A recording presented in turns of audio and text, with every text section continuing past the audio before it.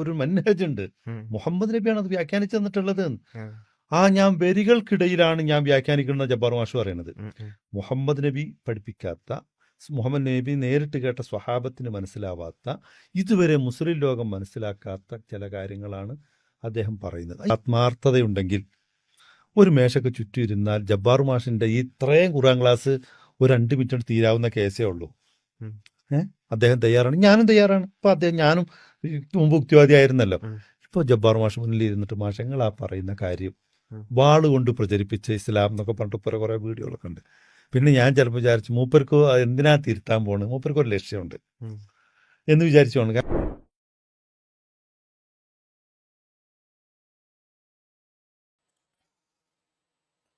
പണ്ടൊരു സിനിമയിലൊക്കെ പറഞ്ഞ് കേട്ട ഡയലോഗ് പോലെ ഇനി അയ്യൂബ് ഉസ്താദിൻ്റെ വരത്തക്കമാണ്. ഞാൻ ആലോചിക്കുകയായിരുന്നു, നമ്മുടെ അബ്ദുള്ള ബാസലും കൂട്ടരും ഓടിക്കൊണ്ടിരിക്കുന്ന ഓട്ടത്തിൻ്റെ ഒരു പോഡ്കാസ്റ്റ് തുടങ്ങി എന്ന് മാത്രമാണ് അവർ ചെയ്ത ഒരു തെറ്റ്. അത് ചെയ്യുമ്പോൾ സാധാരണഗതിയിൽ പറഞ്ഞു കേൾക്കാറുള്ള, സാധാരണഗതിയിൽ വട്ടത്തിലിരുന്ന് നുണ പറയുന്ന രീതിയിൽ, അതായത് മീഡിയ വൺ ചാനലിലുള്ള ഒരു അടുപ്പ് കൂട്ടി ചർച്ച പോലെ ഒരു പോഡ്കാസ്റ്റൊക്കെ തുടങ്ങി കുറേ തൊളപടായിയൊക്കെ അടിച്ച് അങ്ങനെ പോകാം എന്ന് വിചാരിച്ചെടുത്തുനിന്നാണ്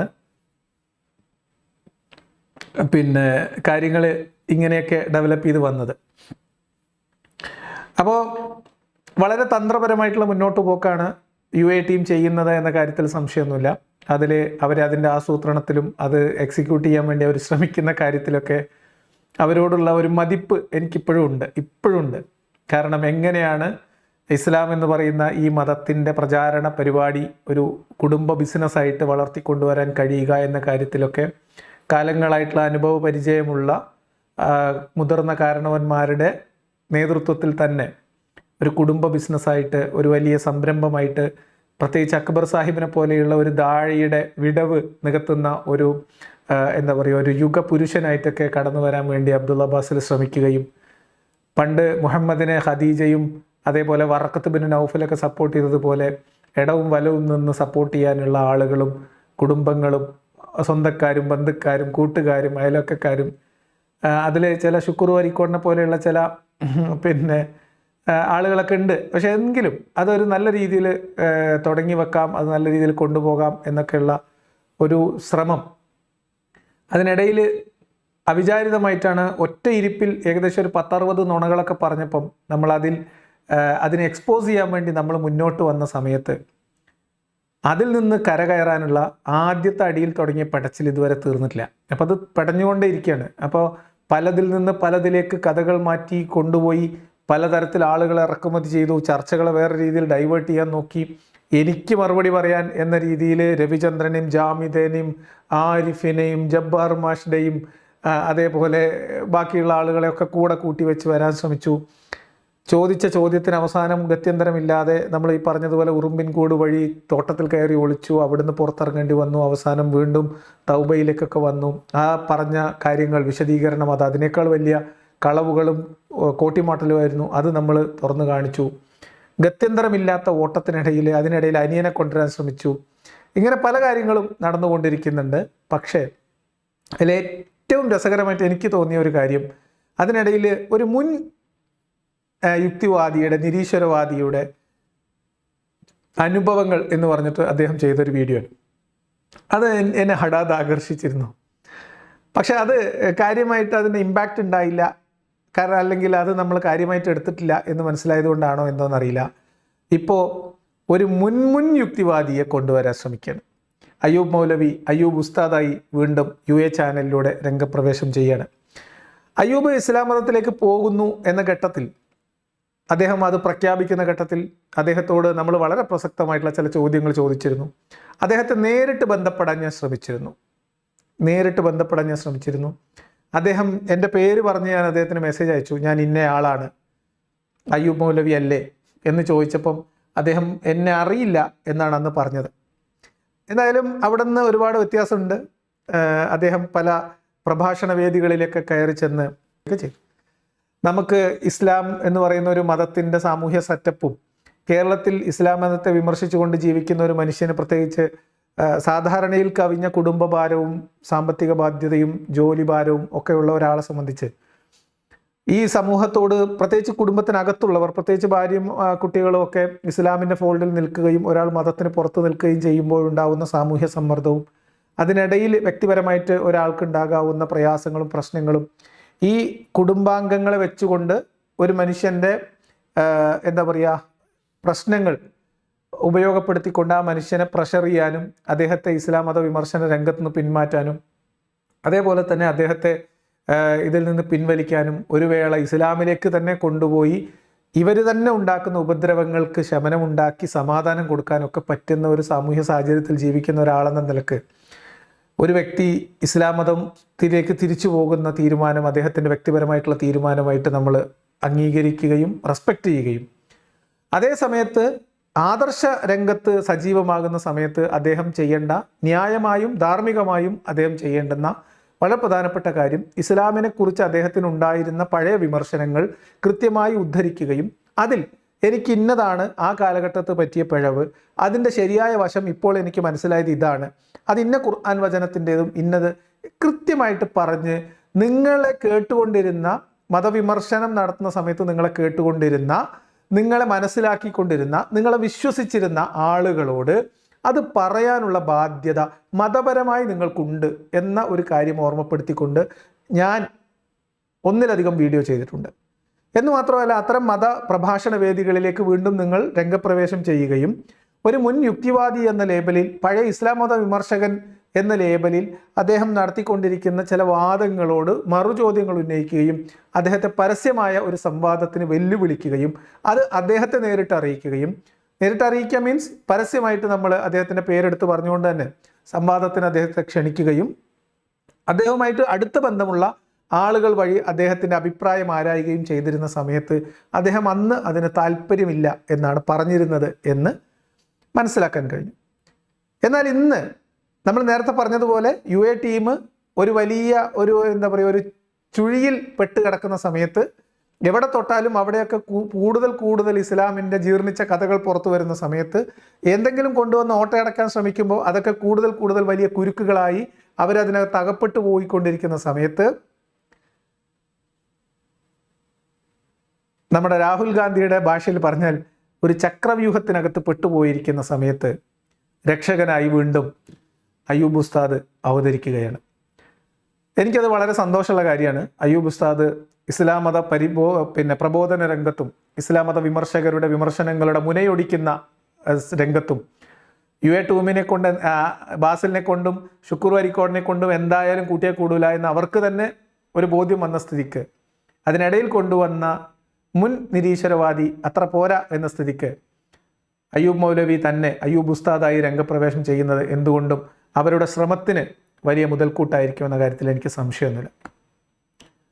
അതുകൊണ്ടാണ് ഞാൻ അവരുടെ ആ ഒരു ശ്രമത്തെ, ഇത്രയൊക്കെ ആയിട്ടും അതിൽ ശ്രമിച്ചുകൊണ്ടിരിക്കാനുള്ള അവരുടെ ആത്മാർത്ഥതയെ, UA എന്ന് പറയുന്ന ഒരു പോഡ്കാസ്റ്റ് മുന്നോട്ട് കൊണ്ടുപോകാൻ, പല പദ്ധതികൾ ആവിഷ്കരിച്ച് മുന്നോട്ട് കൊണ്ടുപോകാൻ, പല ആളുകളെ രംഗപ്രവേശം ചെയ്യിപ്പിച്ചുകൊണ്ട് രംഗത്ത് പിടിച്ചു നിൽക്കാൻ, ഉണ്ടായ വീഴ്ചയുടെ ആഘാതം മറക്കാൻ, അതേപോലെ തന്നെ നിരവധിയായിട്ട് പറഞ്ഞുകൂട്ടിയ നുണകൾ, ഇനിയും പൊളിച്ചെടുക്കാനുള്ള നുണകൾ, അതിൽ തൊടുന്നതിന് മുൻപ് പുതിയ സംഗതികൾ എടുത്തുകൊണ്ട് പതിയെ പഴയ പോഡ്കാസ്റ്റിൽ നിന്ന് നമ്മുടെയൊക്കെ ശ്രദ്ധ തിരിക്കാൻ അവർ ആത്മാർത്ഥമായിട്ട് ശ്രമിക്കുന്നുണ്ട്. ആ ശ്രമത്തെയാണ് ഞാൻ ആദ്യത്തിൽ പ്രശംസിച്ചത്. ആ പ്രശംസ ഇപ്പോഴും നിലനിൽക്കുന്നു. അവർ അതിനൊരു പ്രശംസ അർഹിക്കുകയും ചെയ്യും. വിഷയം അയ്യൂബ് മൗലവി വന്നതുകൊണ്ട് ഇസ്ലാം നന്നാകുമോ എന്നാണ്. അയ്യൂബ് മൗലവി ഇസ്ലാം മോശമായതുകൊണ്ട് പുറത്തു വന്നതാണെങ്കിൽ അയ്യൂബ് മൗലവി തിരിച്ചു പോകുമ്പോൾ ഇസ്ലാം ശരിയാവുമോ? ഈ ചോദ്യം വളരെ പ്രസക്തമാണ്. അയ്യൂബ് മൗലവി ഇസ്ലാം മതം ഉപേക്ഷിക്കാൻ ഉണ്ടായ കാരണവും ഇസ്ലാമിനെതിരെ സംസാരിക്കാനുണ്ടായ കാരണവും ഇസ്ലാം മതത്തിനെതിരെ അദ്ദേഹം ഉയർത്തിയിരുന്ന സാമൂഹികമായ രാഷ്ട്രീയമായ വിമർശനങ്ങളും അതിന് അദ്ദേഹം ഉദ്ധരിച്ചിരുന്ന ഖുർആൻ വചനങ്ങളും അതിന് അദ്ദേഹം ഉദ്ധരിച്ചിരുന്ന വിശദീകരണങ്ങളും ആ വിശദീകരണത്തിന് ഇസ്ലാം മത വിശ്വാസികൾ കാലാകാലങ്ങളായി പറഞ്ഞുകൊണ്ടിരുന്ന ന്യായവാദങ്ങളെ ഗണ്ണിക്കുന്ന നിങ്ങളുടെ വാദങ്ങളും ഇപ്പോൾ നിങ്ങൾ എത്തിയിട്ടുള്ള നിലപാടുകളും, ഇത് തമ്മിലുള്ള താരതമ്യം നിങ്ങൾ നിർബന്ധമായിട്ടും ഈ മതസമൂഹത്തിന് മുമ്പിൽ ചെയ്യേണ്ടതുണ്ട്. മതസമൂഹത്തോടും മതരഹിത സമൂഹത്തോടും നിങ്ങൾക്ക് ധാർമ്മികമായ ആ ബാധ്യതയുണ്ട്. അതിലേക്കാണ് ഞാൻ എക്കാലത്തും നിങ്ങളെ ക്ഷണിച്ചിട്ടുള്ളത്. നിങ്ങൾ അതാണ് ചെയ്യേണ്ടത്.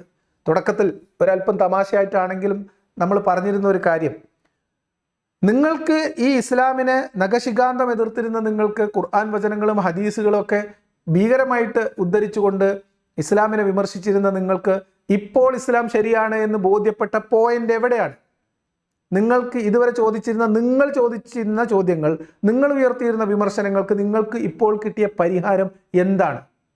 അതറിയാൻ ഞങ്ങൾക്കൊക്കെ ആഗ്രഹമുണ്ട്. അതുകൊണ്ടാണ് ഞാൻ ഇന്ന് ഒരു പോസ്റ്റ് ചെയ്തത്, ഞമ്മക്കും വേണം ഹിദായത്ത്. നിങ്ങൾക്ക് കിട്ടിയ ഹിദായത്ത് എങ്ങനെ കിട്ടി? ഞമ്മക്കും വേണം, ഞമ്മക്ക് പറഞ്ഞു തരും. വട്ടമേശ സമ്മേളനത്തിന് ജബ്ബാർ മാഷെ ഒരു മേശയ്ക്ക് ചുറ്റും അപ്പുറം ഇരുത്തി കഴിഞ്ഞാൽ 2 മിനിറ്റ് കൊണ്ട് തീർന്നു പോകാവുന്ന ഖുർആൻ വിമർശനമാണ് ജബ്ബാർ മാഷ് കഴിഞ്ഞ 40 കൊല്ലമായിട്ട് നടത്തിയത് എന്ന ഗീർവാണ പ്രസംഗം അബ്ദുള്ള ബാസിലിനെ തോൽപ്പിക്കാനുള്ള ശ്രമമാണെങ്കിൽ നിങ്ങൾക്കാവാം. നമ്മൾ തുടക്കം മുതൽ പറയുന്ന അയ്യൂബ് മൗലവി അല്ലെങ്കിൽ അയ്യൂബ് ഉസ്താദായി മാറുമ്പോൾ, അയ്യൂബ് മൗലവിയായി വന്ന് അയ്യൂബ് ഉസ്താദായിട്ട് തിരിച്ചു പോകുന്ന സമയത്ത് നമുക്ക് വ്യക്തിയുടെ സ്വാതന്ത്ര്യത്തെ പൂർണ്ണമായും ബഹുമാനിക്കുന്നു. അതേ സമയത്ത് നിലപാടുകളില്ലാതെ, സാമാന്യമായിട്ടുള്ള മര്യാദ പാലിക്കാതെ വ്യക്തികളെ ടാർഗറ്റ് ചെയ്തുകൊണ്ട് മോശമായ പദപ്രയോഗങ്ങൾ ഉപയോഗിച്ചിട്ടൊക്കെ വരുമ്പോൾ സ്വാഭാവികമായിട്ടും നിങ്ങളോട് തിരിച്ച് ചോദ്യങ്ങളുണ്ടാവും. ഒരാൾ ഞാൻ നേരത്തെ പറഞ്ഞ സാമൂഹിക സാഹചര്യത്തിൻ്റെ അടിസ്ഥാനത്തിൽ തിരിച്ചു പോകേണ്ടി വരുമ്പോൾ അത് പോകട്ടെ. എന്താണ് ഒരു മനുഷ്യൻ്റെ യുക്തി?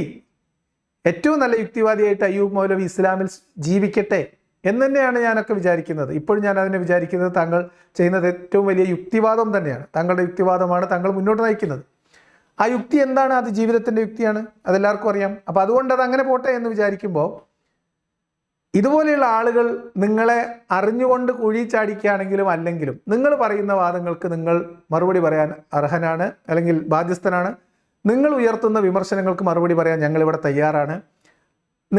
നിങ്ങളോട് ചോദിക്കുന്ന ചോദ്യങ്ങൾക്ക് മറുപടി പറയാൻ നിങ്ങൾ ചോദിക്കുന്ന മറുപടി പറയാൻ നമ്മളൊക്കെ ബാധ്യസ്ഥരുമാണ്. അപ്പോൾ ഈ രീതിയിൽ ഒരു സംവാദത്തിൻ്റെ ഘട്ടത്തിലേക്ക്, അല്ലെങ്കിൽ പരസ്പരം വിഷയങ്ങൾ സംസാരിക്കാൻ, നേർക്കുനേർ കാര്യങ്ങൾ സംസാരിക്കാനുള്ളൊരു ഘട്ടത്തിലേക്ക് മേശയ്ക്ക് ചുറ്റും ഇരുന്ന് 2 മിനിറ്റ് കൊണ്ടൊക്കെ ആക്കി തരാൻ പറ്റുന്ന ജബ്ബാർ മാഷിനെയൊക്കെ 2 മിനിറ്റ് കൊണ്ട് ഖുർആൻ ക്ലാസ് തീരുമാനമാക്കാമെങ്കിൽ അത്തരം ഒരു ചെറിയ 1 മിനിറ്റോ 2 മിനിറ്റോ ദൈർഘ്യത്തിലുള്ള ഒരു സംഭാഷണത്തിലൂടെ എന്നിൽ കടന്നുകൂടിയിട്ടുള്ള ഈ നിഫാക്കല്ലല്ലോ, ഈ എന്താ പറയുക, കുഫർ, ഈ നിഷേധം, അതില്ലാതാക്കാൻ നിങ്ങൾക്ക് സാധിക്കുമെങ്കിൽ ഞാനും ആ ഒരു കൂടിയിരിക്കലിന് സന്നദ്ധത അറിയിച്ചുകൊണ്ടൊരു പോസ്റ്റ് ഇട്ടിട്ടുണ്ട്. അതിനോടുള്ള പ്രതികരണം നിങ്ങളിൽ നിന്നുണ്ടാകും എന്ന് തന്നെയാണ് ഞാൻ പ്രതീക്ഷിക്കുന്നത്. നിങ്ങൾ നമ്മുടെ ക്ഷണം സ്വീകരിക്കും, അല്ലെങ്കിൽ നിങ്ങളുടെ ക്ഷണം സ്വീകരിച്ചുകൊണ്ട് നമ്മൾ വരാൻ തയ്യാറാവുമ്പോൾ നിങ്ങൾ അതിനെ അംഗീകരിക്കും, നമ്മളെ അനുവദിക്കും എന്ന് പ്രതീക്ഷിക്കണം. അപ്പോൾ എന്തായാലും ഇന്ന് പോഡ്കാസ്റ്റ് ഞാൻ കണ്ടുകൊണ്ടിരിക്കുകയായിരുന്നു ഇത്ര നേരം. ദയനീയമായ അവസ്ഥയിലാണ് അയ്യൂബ് മൗലവി ചെന്നുപെട്ടിട്ടുള്ളത് എന്ന് പറയാതിരിക്കാൻ യാതൊരു നിർവാഹവുമില്ല. അബ്ദുള്ള ബാസിലിനൊക്കെ വേണമെങ്കിൽ പണി മതിയാക്കിയിട്ടോ, അല്ലെങ്കിൽ അബ്ദുള്ള ബാസിലിന് വേണമെങ്കിൽ ബാറ്റൺ അയ്യൂബ് മൗലവിയെ ഏൽപ്പിച്ച് ഒരു ഇല്ലോളം റെസ്റ്റ് എടുക്കാനുള്ള സാഹചര്യം ഉണ്ട്. ഇന്നത്തെ ആ ഒരു പോഡ്കാസ്റ്റ് കുറച്ച് ദിവസത്തേക്ക് നമ്മളൊക്കെ അയ്യൂബ് മൗലവിയുടെ പുറകെ പോകും എന്ന ഒരു ആശ്വാസത്തിൽ എനിക്ക് തോന്നുന്നു നമ്മുടെ ബാസിലിന് ഇച്ചിരി റെസ്റ്റ് എടുക്കാം എന്നതാണ്. നല്ലോണം പഞ്ചസാരയൊക്കെ കലക്കിയിട്ട് ഒരു ഗ്ലാസ് ഹോർലിക്സ് നിങ്ങളെല്ലാവരും ബാസിലിന് വാങ്ങിച്ച് കൊടുക്കണം. കാരണം വേറെയും കഥകളുണ്ട്, അത് നമുക്ക് വഴിയെ പറയാം. അപ്പോൾ അയ്യൂബ് മൗലവിയുമായിട്ടുള്ള സംവാദമോ സംഭാഷണമോ ഡിസ്കഷനോ, ഞാൻ നടത്തിക്കൊണ്ടിരിക്കുന്ന ഇസ്ലാം മത വിമർശനങ്ങളൊക്കെ തെറ്റാണെന്ന് എന്നെ ബോധ്യപ്പെടുത്താനും സമൂഹത്തെ ബോധ്യപ്പെടുത്താനും അയ്യൂബ് മൗലവിക്ക് കഴിയുമെങ്കിൽ ആ ക്ഷണം സ്വീകരിക്കാൻ ഞാനിതാ സന്നദ്ധനാണ് എന്ന് ഇവിടെ അറിയിക്കുകയാണ്.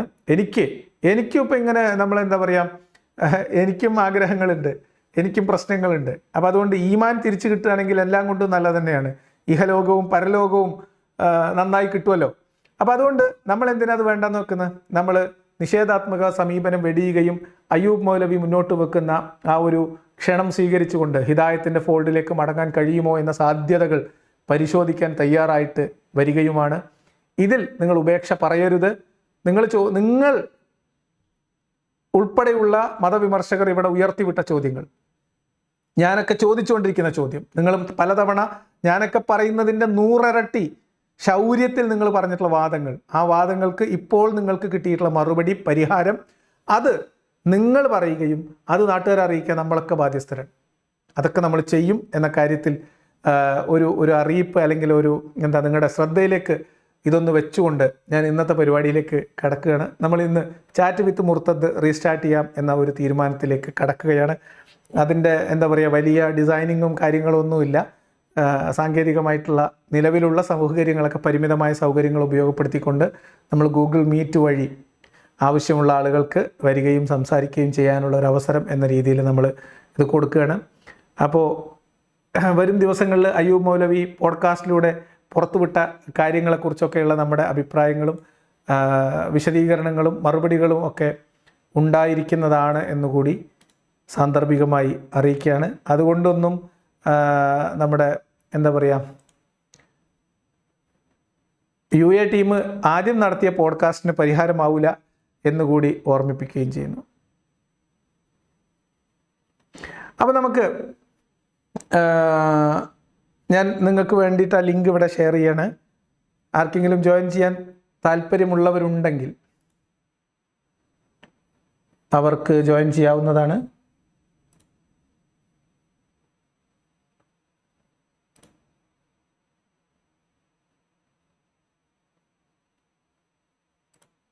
ഒരു മിനിറ്റ് കേട്ടോ, അതെങ്ങനെയാണിത് കോപ്പി ചെയ്യുന്നതെന്ന് ഞാൻ നോക്കട്ടെ.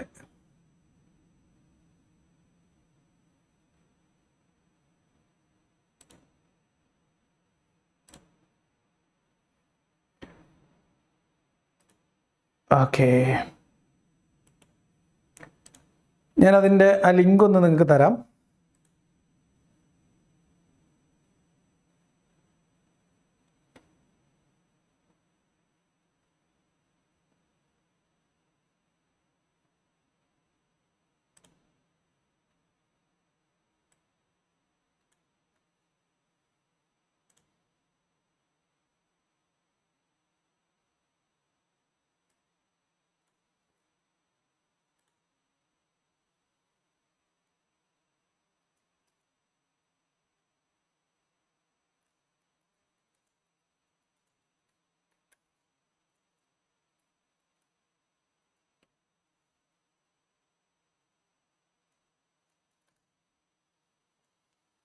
ഗൂഗിൾ മീറ്റിൻ്റെ ലിങ്ക് ഞാൻ കൊടുത്തിട്ടുണ്ട്.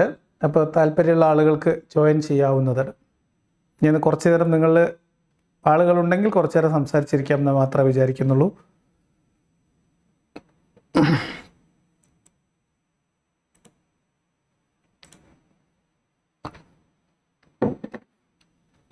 അപ്പോൾ ഇതിനകത്ത് മുർത്തദ് എന്ന രീതിയിൽ നമ്മളിവിടെ ഇരിക്കുന്നുണ്ട്. മുർത്തദായി നിൽക്കുന്ന ഒരാളോട് ചോദ്യങ്ങൾ ചോദിക്കാനോ നമ്മൾ പറഞ്ഞ കാര്യങ്ങളോടുള്ള പ്രതികരണവുമായിട്ടൊക്കെ ആളുകൾക്ക് വരാം. വിശ്വാസികൾക്ക് സംവദിക്കാനുള്ള ഒരു സാഹചര്യം എന്ന രീതിയിൽ കൂടുതൽ ഇതിനെ പ്രയോജനപ്പെടുത്താൻ ശ്രദ്ധിക്കാം. അതേപോലെ തന്നെ മുർത്തദായവർ അവർക്ക് അവരുടെ അനുഭവങ്ങൾ പറയാനുള്ള ഒരു വേദിയായിട്ടും ഇതിനെ പ്രയോജനപ്പെടുത്താവുന്നതാണ്. അതല്ലാത്ത ആളുകൾ വരാൻ പാടില്ല എന്നോ വരരുത് എന്നൊന്നുമല്ല. അത് കൂടുതൽ അർത്ഥവത്തായിരിക്കും എന്നാണ് ഞാൻ പറയുന്നത്.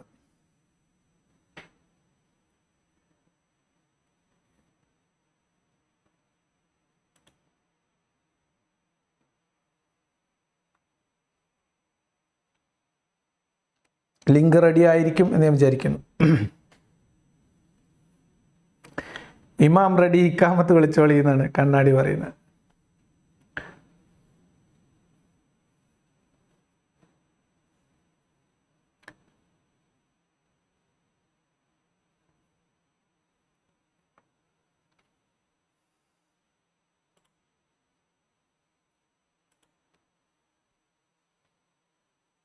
ലിങ്ക് റെഡിയാണ്. ഓക്കെ, അപ്പോൾ വരാൻ താല്പര്യമുള്ള ആളുകൾക്ക്, വിശ്വാസികൾക്ക് ഒക്കെ ഇവിടെ വരാം. വിശ്വാസികളൊക്കെ അയ്യൂബ് മൗലവിയുടെ അയ്യൂബ് ഉസ്താദിൻ്റെ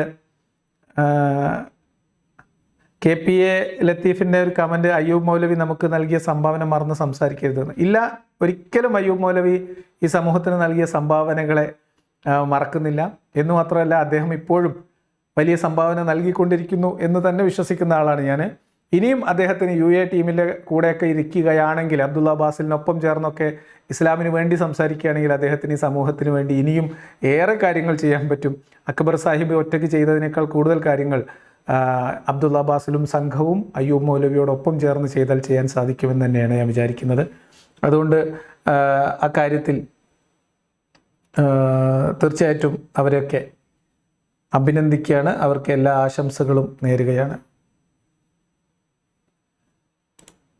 വരുന്ന ആളുകൾ പറയേണ്ട ഒരൊറ്റ കാര്യമാണുള്ളൂ, മാന്യമായ ഭാഷയിൽ സംസാരിക്കുക, സഭ്യമായ കാര്യങ്ങൾ പറയുക.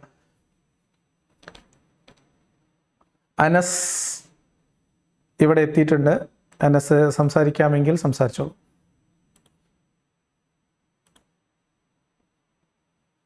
അനസ് പോയി.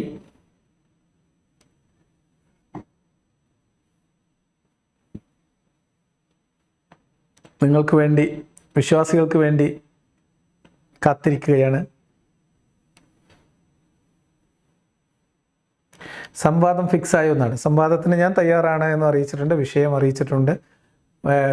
ഓൺലൈൻ പരിപാടിയല്ല ഉദ്ദേശിക്കുന്നത്.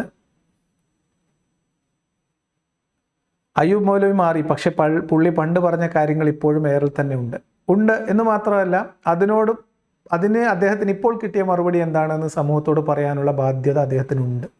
അത് അദ്ദേഹത്തെ ഓർമ്മിപ്പിക്കുക എന്നത് തന്നെ വളരെ പ്രധാനപ്പെട്ടതാണ്. ജബ്ബാർ മാഷ് ഏറ്റെടുക്കണം സംവാദ വെല്ലുവിളി. ജബ്ബാർ മാഷുമായിട്ടുള്ള സംവാദ വെല്ലുവിളി, ജബ്ബാർ മാഷുമായിട്ട് ഒരു സംവാദത്തിന് വെല്ലുവിളിച്ചിട്ടുണ്ടോ ഇല്ലേ എന്ന് എനിക്ക് ആ വീഡിയോ കണ്ടിട്ട് തോന്നിയില്ല. അത് ജബ്ബാർ മാഷും അയ്യൂബും തന്നെ തീരുമാനിക്കട്ടെ. അയ്യൂബ് മൗലവി രംഗപ്രവേശം ചെയ്ത ആദ്യ ദിവസങ്ങളിൽ തന്നെ നമ്മൾ ഉയർത്തിയിട്ടുള്ള ഒരു ക്ഷണമുണ്ട്. വെല്ലുവിളി എന്ന അർത്ഥത്തിൽ ഇപ്പോൾ എടുക്കാം, ഇനി വേണമെങ്കിൽ വെല്ലുവിളി എന്ന അർത്ഥത്തിൽ എടുക്കാം. അയ്യൂബ് മൗലവിയെ നമ്മൾ പരസ്യമായ സംവാദത്തിന് വെല്ലുവിളിക്കുന്നുണ്ട്. ആ വെല്ലുവിളി അദ്ദേഹത്തിന് സ്വീകരിക്കാമെങ്കിൽ സ്വീകരിക്കാം, ഇല്ലെങ്കിൽ കുഴപ്പമൊന്നുമില്ല.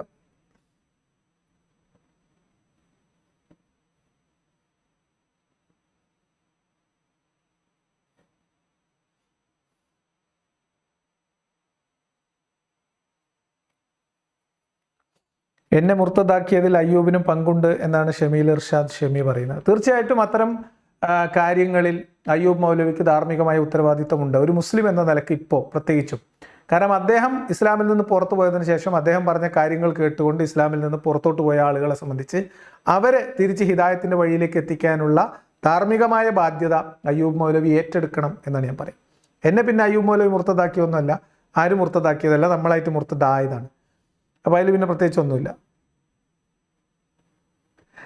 ഇന്ന് ഒരു വിശ്വാസിയും വരില്ല, കമൻറ്റിൽ മഴുകാനുള്ള പരിശീലനം മാത്രമേ ലഭിച്ചിട്ടുള്ളൂ എന്ന് തോന്നുന്നു, നേരിട്ട് സംസാരിക്കരുതെന്ന് ഫത്വ ഉണ്ടോ എന്തോ.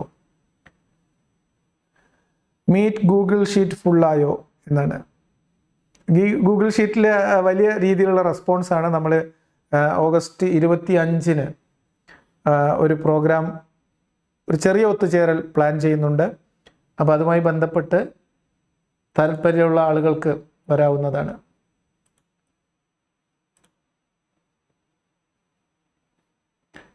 ഓക്കെ, ആദ്യം വന്നവർ എന്ന ക്രമത്തിൽ സജീവ് TB, സൗദി ട്രാവലർ, രണ്ടുപേരുണ്ട്. പറയൂ. നമസ്കാരം.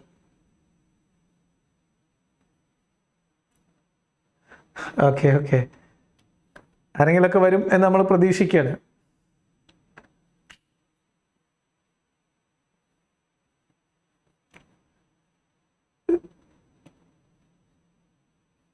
ശരി.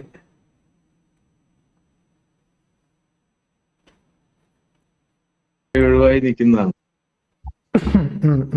ഞാനിന്ന് അയ്യൂബ് മൗലവിയുടെ ഇന്റർവ്യൂ കണ്ടായിരുന്നു, അബ്ദുള്ള ബാസിലുമായിട്ടുള്ള. സത്യത്തില് കഷ്ടം തോന്നി എനിക്ക്.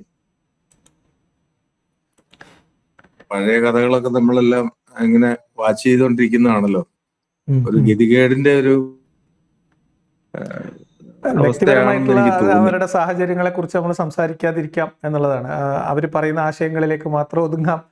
മീൻസ് ഇപ്പം അവരുടെ കുടുംബ സാഹചര്യം, അവരുടെ സാമൂഹിക സാഹചര്യം, അവരനുഭവിച്ചുള്ള പ്രയാസങ്ങൾ, ഇതൊക്കെ നമുക്ക് അറിയാവുന്നതാണ്. നമ്മൾ അതിലേക്ക് കണക്ട് ചെയ്യാതെ തന്നെ അവരിപ്പോൾ പറയുന്ന ആശയങ്ങൾ എത്രത്തോളം സത്യസന്ധമാണ്, അവരുടെ നിലപാടിൽ എത്രമാത്രം ആത്മാർത്ഥതയുണ്ട് എന്ന കാര്യത്തിലേക്ക് ഊന്നി ചർച്ച ചെയ്യാം എന്നാണ് ഞാൻ ഉദ്ദേശിക്കുക എപ്പോഴും. ഇത് രണ്ടും തമ്മിൽ ഇന്റർ കണക്റ്റഡ് ആണല്ലോ ശരിക്കും.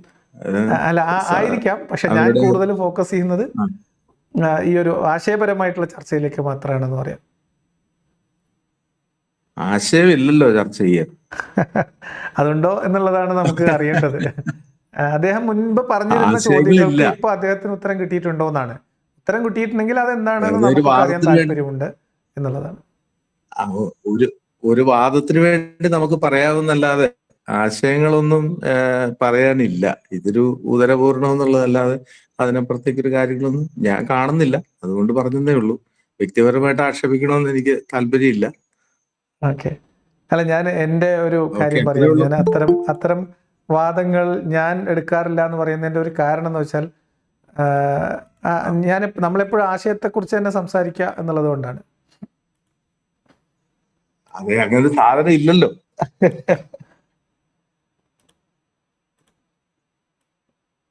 ആശയം വെച്ച് അയ്യൂബ് മൗലവിക്ക് ഇനിയിപ്പോ വാദിച്ച് എന്ത് വാദിക്കാൻ പറ്റും? നോക്കാം നമുക്ക്. അല്ലേ? അദ്ദേഹം വരുമോ, സംസാരിക്കുമോ എന്നൊക്കെ നമുക്ക് ആയിക്കോട്ടെ. നോക്കാലോ. ഓക്കെ ഒന്ന് പരിചയം. Okay, thank U Saji. SOJ production, hello പറയൂ. ഹലോ, കേക്കാവോ? കേൾക്കാം.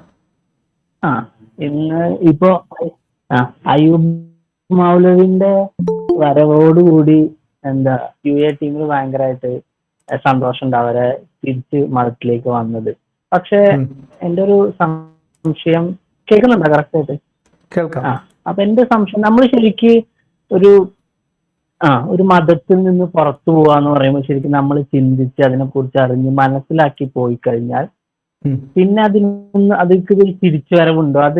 അത് ലോജിക്കാണോ? നമുക്ക് ഒരിക്കലും കഴിയാത്തൊരു കാര്യം. ഇപ്പൊ ഞാനൊരു ഹിന്ദുവിലാണ് ജനിച്ചത്, പക്ഷെ ഞാനത് മനസ്സിലാക്കി എനിക്ക് ഈശ്വര വിശ്വാസം നഷ്ടപ്പെട്ടിട്ട് പിന്നെ എനിക്ക് ഒരിക്കലും ഇതിലേക്ക് തിരിച്ചു വരണം, ഇതിന്റെ അത്ഭുതത്തിലേക്കൊന്നൊരു കാര്യം ഒന്നും തോന്നിയിട്ടില്ല. കാരണം നമ്മൾ അതിന്റെ കാര്യങ്ങൾ അന്വേഷിച്ച് വരുമ്പോൾ എന്താ പറയാ, സയൻസുമായി ബന്ധപ്പെട്ട് അന്വേഷണവുമായി ബന്ധപ്പെട്ടൊക്കെ നമ്മൾ കൂടുതൽ അറിവുകൾ നേടുമ്പോൾ മതം തെറ്റാണ് അല്ലെങ്കിൽ ഇത്തരം ദൈവങ്ങൾ ഇല്ല എന്ന് തന്നെ നമുക്ക് പ്രൂവ് ചെയ്യാൻ പറ്റും. നമുക്ക് ഒരു വ്യക്തിപരമായി തന്നെ പ്രൂവ് ചെയ്യാൻ പറ്റും. അപ്പോ അയ്യൂബ് മൗലവിയുടെ തിരിച്ചുവരവ് എങ്ങനെ കാണുന്നു? അല്ലെങ്കിൽ അത് വിശ്വാസികളെ കബളിപ്പിക്കലല്ലേ എന്നാണ് എന്റെ ചോദ്യം.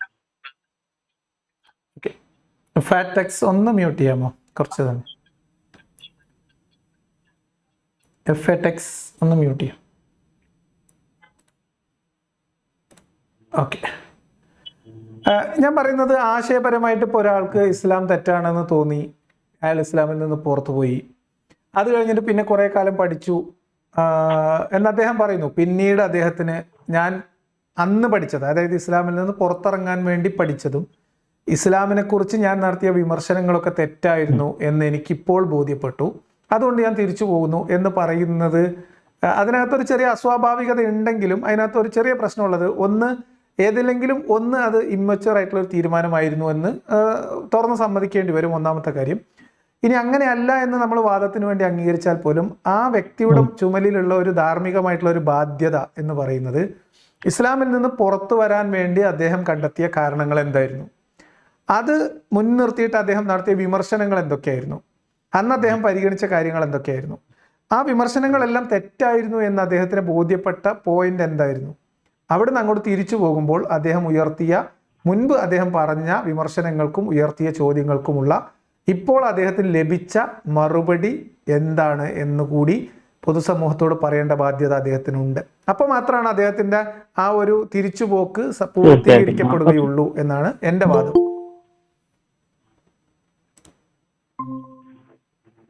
ഓക്കെ. പിന്നെ അതുപോലെ ചോദിക്കാവോ? ചോദിച്ചോളൂ. ഹലോ, ചോദിച്ചോളൂ. പിന്നെ എനിക്ക് ചോദിക്കാനുള്ളത്, നമ്മള് ലക്കും ദീനുക്കും വലിയ ദീൻ എന്ന് പറഞ്ഞിട്ട്, അതായത് മുഹമ്മദ് പറയുന്നു എന്താ പറയാ, അവർക്ക് അവരുടെ മതം, നമുക്ക് നമ്മുടെ മതം എന്ന് പറയുന്നു. പക്ഷെ അള്ളാഹ് പറയുന്നു ഇസ്ലാം ആണ് ശരി. അത് ശരിക്കും ഇത് രണ്ടും അള്ളാഹു പറഞ്ഞു തന്നെയാണ് വിശ്വാസികളുടെ വാദം. രണ്ടും ഖുർആനിലുള്ളതാണ്. അള്ളാഹുവിന്റെ അടുക്കൽ സ്വീകാര്യോഗ്യമായ മതം ഇസ്ലാം മാത്രമാണ് എന്നുണ്ട്. അതേ സമയത്ത് മറ്റു മതങ്ങൾ സ്വീകരിക്കാനുള്ള അവകാശമുണ്ട് എന്ന് ഖുർആനിലുണ്ട്. ഇത് രണ്ടും തമ്മിൽ വലിയ പൊരുത്തക്കേടൊന്നുമില്ല. കാരണം ഇത് മാത്രമാണ് സ്വീകരിക്കാവുന്ന മതം എന്ന് പറയുകയും മറ്റേ സമയത്ത് നിങ്ങൾക്ക് നിങ്ങളുടെ മതം എനിക്ക് എൻ്റെ മതം എന്ന് പറയുകയും ചെയ്യുന്നതിൽ പ്രശ്നമൊന്നുമില്ല. പക്ഷേ ഈ ലക്കും ദീനുക്കും വലിയ ദീൻ എന്ന ആയത്തൊക്കെ പിന്നീട് അതിനെയൊക്കെ ഖണ്ഡിക്കുന്ന നിരവധിയായിട്ടുള്ള വചനങ്ങളും സംഭവങ്ങളും ഇസ്ലാമിൻ്റെ ചരിത്രത്തിലും ഖുർആനിലൊക്കെ ഉണ്ട്. അതൊക്കെ മറ്റു ഒരു നമ്മൾ പലപ്പോഴായിട്ട് ചർച്ച ചെയ്യുന്നതാണ്. ഓക്കെ, തീർച്ചയായിട്ടും.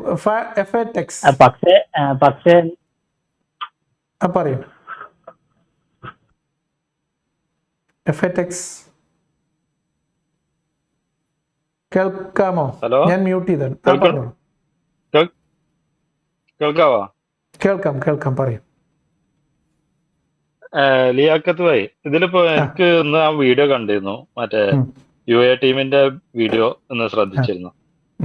അതില് ഞാനതിന് ഒരു കമന്റ് ചെയ്തു. ആ വീഡിയോ കണ്ട ഉടനെ തന്നെ അതിനൊരു കമന്റ് ചെയ്തു. അയ്യൂബായി, താങ്കൾ നട്ടലില്ലാത്ത ബാസിലിന്റെ സംവാദത്തിന് തയ്യാറാവാത്ത ബാസിലിന്റെ ശിഖണ്ഡിയായി വേഷം കെട്ടി ആ വാക്ക് തെറ്റാണ്. എങ്ങനെ ആ വാക്ക് അത്തരം വാക്കുകൾ പ്രയോഗിക്കുന്നത് ശരിയല്ല എന്ന് പറയാം ഞാനേ. നമുക്കതല്ലാതെ തന്നെ പറയാലോ.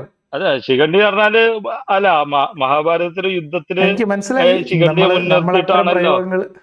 അതെ, അതൊക്കെ ഉണ്ട്. അപ്പൊ അതല്ല, അതൊരു സിംബോളിക്കാണ്. അതൊരു തെറിയോ ഇതൊന്നും അല്ലല്ലോ, ഒരു സിംബോളിക് ആയിട്ട്. കാരണം ശിഖണ്ഡിയെ മുൻനിർത്തിയിട്ട് യുദ്ധം ചെയ്യണ ഒരു തന്ത്രമായിരുന്നു അത്. ഇതില് അല്ല, ഇതില് പിന്നെ ബാസില് ജബ്ബാർ മാഷ മറ്റേ അയ്യൂബ് മൗലവി ജബ്ബാർ മാഷ മറ്റേ സംവാദത്തിന് വിളിക്കുന്ന ഒരു ഇതാണല്ലോ വീഡിയോയില് ഷോർട്ടായിട്ട് കാണിച്ചിരുന്നത്. അല്ല, നമ്മളവിടെ അയ്യൂബ് ഇസ്ലാമിലേക്ക് തിരിച്ചു വരികയും രംഗപ്രവേശം ചെയ്യുകയും ഇസ്ലാം മത വിമർശനത്തിൽ വിമർശകർക്ക് മറുപടി പറയാനും പ്രബോധനത്തിന്റെ ചുക്കാൻ പിടിക്കാനൊക്കെ വന്ന സമയത്ത് നമ്മൾ വളരെ കൃത്യമായിട്ട്, ഞാൻ വ്യക്തിപരമായിട്ട് തന്നെ അയ്യൂബിനോട് ഈ കാര്യങ്ങൾ പരസ്യമായി സംസാരിക്കാൻ തയ്യാറാണെന്നും ആദ്യം ഒരു അപേക്ഷയുടെ സ്വരത്തിലും പിന്നീട് അല്പം വെല്ലുവിളി സ്വരത്തിലും ഒക്കെ പറഞ്ഞിട്ടുണ്ട്. പക്ഷെ അന്നൊന്നും അവരതിന് തയ്യാറായിരുന്നില്ല. പിന്നീട് ബാസിൽ ഇപ്പം ഈ സൂറത്തു തൗബയുടെ വിഷയത്തിൽ ഒരു കുടുക്കം കുടുങ്ങി. അതിൽ നിന്ന് രക്ഷപ്പെട്ടു പോകാനുള്ള പല ശ്രമങ്ങളുടെ ഭാഗമായിട്ടാണ് പല പദ്ധതികൾ നടക്കുന്നത്. അതിൻ്റെ ഭാഗമായിട്ട് നമ്മൾ ഉയർത്തിയ വെല്ലുവിളിയുണ്ട്. പരസ്യ സംവാദത്തിന് വേണ്ടി വെല്ലുവിളിച്ചുകൊണ്ടുള്ള സംഭവമുണ്ട്. അതിനിടയിൽ ഞാനുമായിട്ട് നടന്ന ഫോൺ സംഭാഷണമുണ്ട്. അപ്പോൾ ഈ പരിക്കുകളിൽ നിന്നൊക്കെ മുക്തനാവാൻ വേണ്ടി അവർ ഓരോരോ തന്ത്രങ്ങൾ പ്രയോഗിക്കുന്നതിൻ്റെ ഭാഗമായിട്ടാണ് അയ്യൂബിനെ ഇറക്കി പ്രതിരോധിക്കാൻ കഴിയുമോ എന്നൊരു ശ്രമം നടത്തുന്നത്. അതാണ്, ആ രീതിയിൽ അതിനെ കണ്ടാൽ മതി. അല്ല, അതെ, അതുകൊണ്ട് തന്നെ ഞാൻ അങ്ങനെ ഒരു പ്രയോഗം മനസ്സിലായി. ഞാൻ പറയുന്നത് ആ സംഗതികൾ അങ്ങനെ ആയിരിക്കെ തന്നെയും നമ്മൾ അത്തരം പ്രയോഗങ്ങൾ മഹാഭാരതത്തിലൊക്കെ പലതും ഉണ്ടാവും. ഖുർആനിൽ എന്തൊക്കെ ഉണ്ട്, ഹദീസിൽ എന്തൊക്കെ ഉണ്ട്, നമ്മൾക്ക് പറയാൻ ബുദ്ധിമുട്ടുള്ള കാര്യങ്ങളൊക്കെ ഉണ്ടാവും എന്ന് പറയാം. ഞാനത് ഒന്ന് സൂചിപ്പിച്ചു എന്ന് മാത്രമേ ഉള്ളൂ. അതെൻ്റെ ഒരു ഉത്തരവാദിത്തം എന്ന രീതിയിൽ പറഞ്ഞു എന്നേ ഉള്ളൂ. ഞാൻ പറഞ്ഞത് അതാണ് അവർ ചെയ്യാൻ ശ്രമിക്കുന്നത്. പക്ഷെ അതുകൊണ്ട് പ്രത്യേകിച്ച് എന്തെങ്കിലും ഫലമുണ്ടാകുമോ, അതോ അയ്യൂബിനെയും കൂടിയും ഈ കുഴിയിലേക്ക് ഇറക്കി നിർത്താം എന്നതിനപ്പുറത്തേക്ക് എന്തെങ്കിലും സാധിക്കുമോ എന്നൊക്കെ അവർ ശ്രമിക്കട്ടെ. എന്തായാലും നമുക്കതിന് കൃത്യമായിട്ടുള്ള ചോദ്യങ്ങളുണ്ട്. ശ്രമിക്കുന്നതാണ്. അതായത് അയ്യൂബ് മൗലവി മുന്നിൽ നിർത്തിയിട്ട് പിന്നിന്ന് എങ്ങനെ നയിക്കാന്നുള്ള ഒരു ശ്രമമാണ് നടത്തുന്നത്. പിന്നെ രണ്ടിതുണ്ട്. ഒന്നാമത് ഒന്നൊരു പല്ലിവാലാണ്, ഒന്നൊരു പല്ലിവാൽ സൂത്രാണ്. അവരുടെ പല പോഡ്കാസ്റ്റുകളിൽ നിന്ന് നമ്മുടെ ശ്രദ്ധ മാറിപ്പോകും. അതെ. പിന്നെ രണ്ടാമത് ഞാൻ അതിൽ വേറൊരു കമന്റ് ചെയ്തത് എന്താന്ന് വെച്ചാല്, യുക്തിവാദി അയ്യൂബ് മൗലവിയുടെ വാദങ്ങൾക്ക് വിശ്വാസി അയ്യൂബ് മൗലവി വിശദീകരണം നൽകുക ആദ്യം, എന്നിട്ട് സംവാദമാവാം. അതല്ല നല്ലത് എന്നുള്ള ചോദ്യം അതിന്റെ കൂടെ. അതാണ് ഞാൻ കാലങ്ങളായിട്ട് പറയുന്ന കാര്യം. അയ്യൂബ് മൗലവി ചോദിച്ചിരുന്ന ചോദ്യങ്ങൾക്ക് ഇപ്പോൾ അയ്യൂബ് മൗലവിക്ക് കിട്ടിയിട്ടുള്ള ഉത്തരം എന്താണെന്ന് അറിയാൻ നമുക്ക് എല്ലാവർക്കും താല്പര്യമുണ്ട്. അത് പറയാൻ അയ്യൂബ് മൗലവി നിർബന്ധിക്കുക എന്നുള്ളത് തന്നെയാണ്. യെസ്, അതാണ് ആദ്യം ചെയ്യേണ്ടത്. ഒരുപാട് വീഡിയോ ഉണ്ടല്ലോ യൂട്യൂബിൽ, ഇതിലൊക്കെ ആയിട്ട് മൂപ്പര പ്രസംഗങ്ങളും കാര്യങ്ങളൊക്കെ ആയിട്ട് ഒരുപാട് ഉണ്ടല്ലോ. അതിനൊക്കെ ഉള്ള ഒരു ക്ലാരിറ്റി ആദ്യം വരുത്തട്ടെ. അതെ. അദ്ദേഹത്തിന്റെ തന്നെ വീഡിയോ കേൾപ്പിച്ചിട്ട്, വിമർശകർ പറയുന്നത് എന്ന രീതിയിൽ അദ്ദേഹത്തിന്റെ വീഡിയോ കേൾപ്പിച്ചിട്ട് അദ്ദേഹത്തിന് അതിന് തന്നെ മറുപടി പറയുന്ന സീരീസ് തുടങ്ങാവുന്നതാണ്. അതെ, അല്ല ലിയാഖത്ത് ഭായ്, ലിയാഖത്ത് ഭായി നടത്തുന്നുണ്ടല്ലോ ഉസ്താദ് റോസ്റ്റഡ് ഒരു സീരീസ് നടത്തിയിരുന്നല്ലോ, അതേപോലെ യുക്തിവാദി അയ്യൂബ് റോസ്റ്റഡ് എന്ന് പറഞ്ഞിട്ട് മൂപ്പർക്ക് തന്നെ ഒരു സീരീസ് തുടങ്ങാവുന്നതാണ്. യുക്തിവാദിയായ അയ്യൂബ് ഉസ്താദ് പൊളിച്ചെടുക്കുന്നു, തുടങ്ങാലോ. അതെ, അങ്ങനെ തുടങ്ങാവുന്നതാണ്. അതാണ് മൂപ്പരെ ശ്രദ്ധയിൽ പെടുത്തേണ്ട ആദ്യത്തെ കാര്യം. അതെ അതെ, അതിനുവേണ്ടി അദ്ദേഹത്തെ നിർബന്ധിക്കുക എന്നുള്ളത് തന്നെയാണ് നമ്മൾ ചെയ്തുകൊണ്ടിരിക്കുന്നത്. അത് നമ്മളൊരു വേദിയിൽ ഇരുന്നു കൊണ്ടോ അല്ലെങ്കിൽ അദ്ദേഹം പറയുന്നത് പോലെ വട്ടത്തിൽ ഇരുന്നുകൊണ്ടോ ഒക്കെ ആവാം.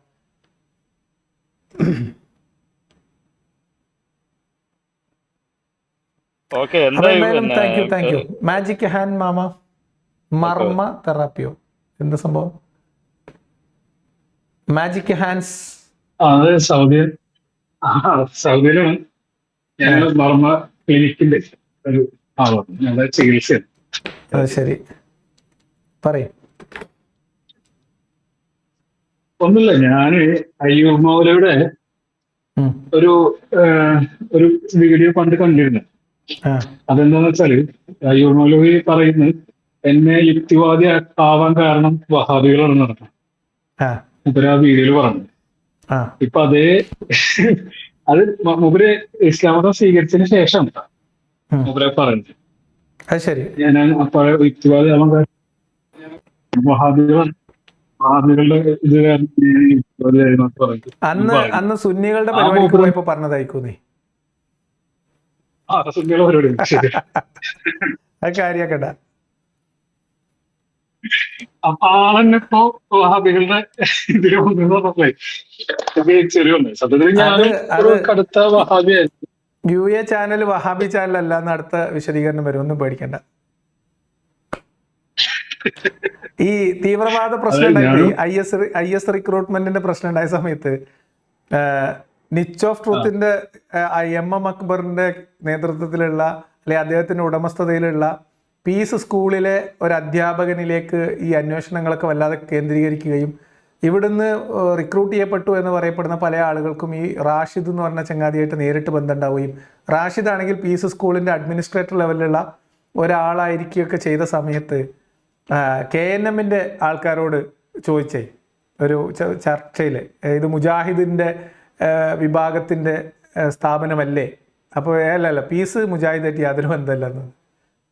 ആർക്ക്? MM അക്ബറിനെ മനസ്സിലായി. അപ്പൊ അതെ അതെ. അപ്പൊ UA എന്ന് പറയുന്നത് ഒരു സ്വതന്ത്ര ചാനലാണ്, അത് വഹാബികളൊന്നും അല്ല എന്ന് പറയും.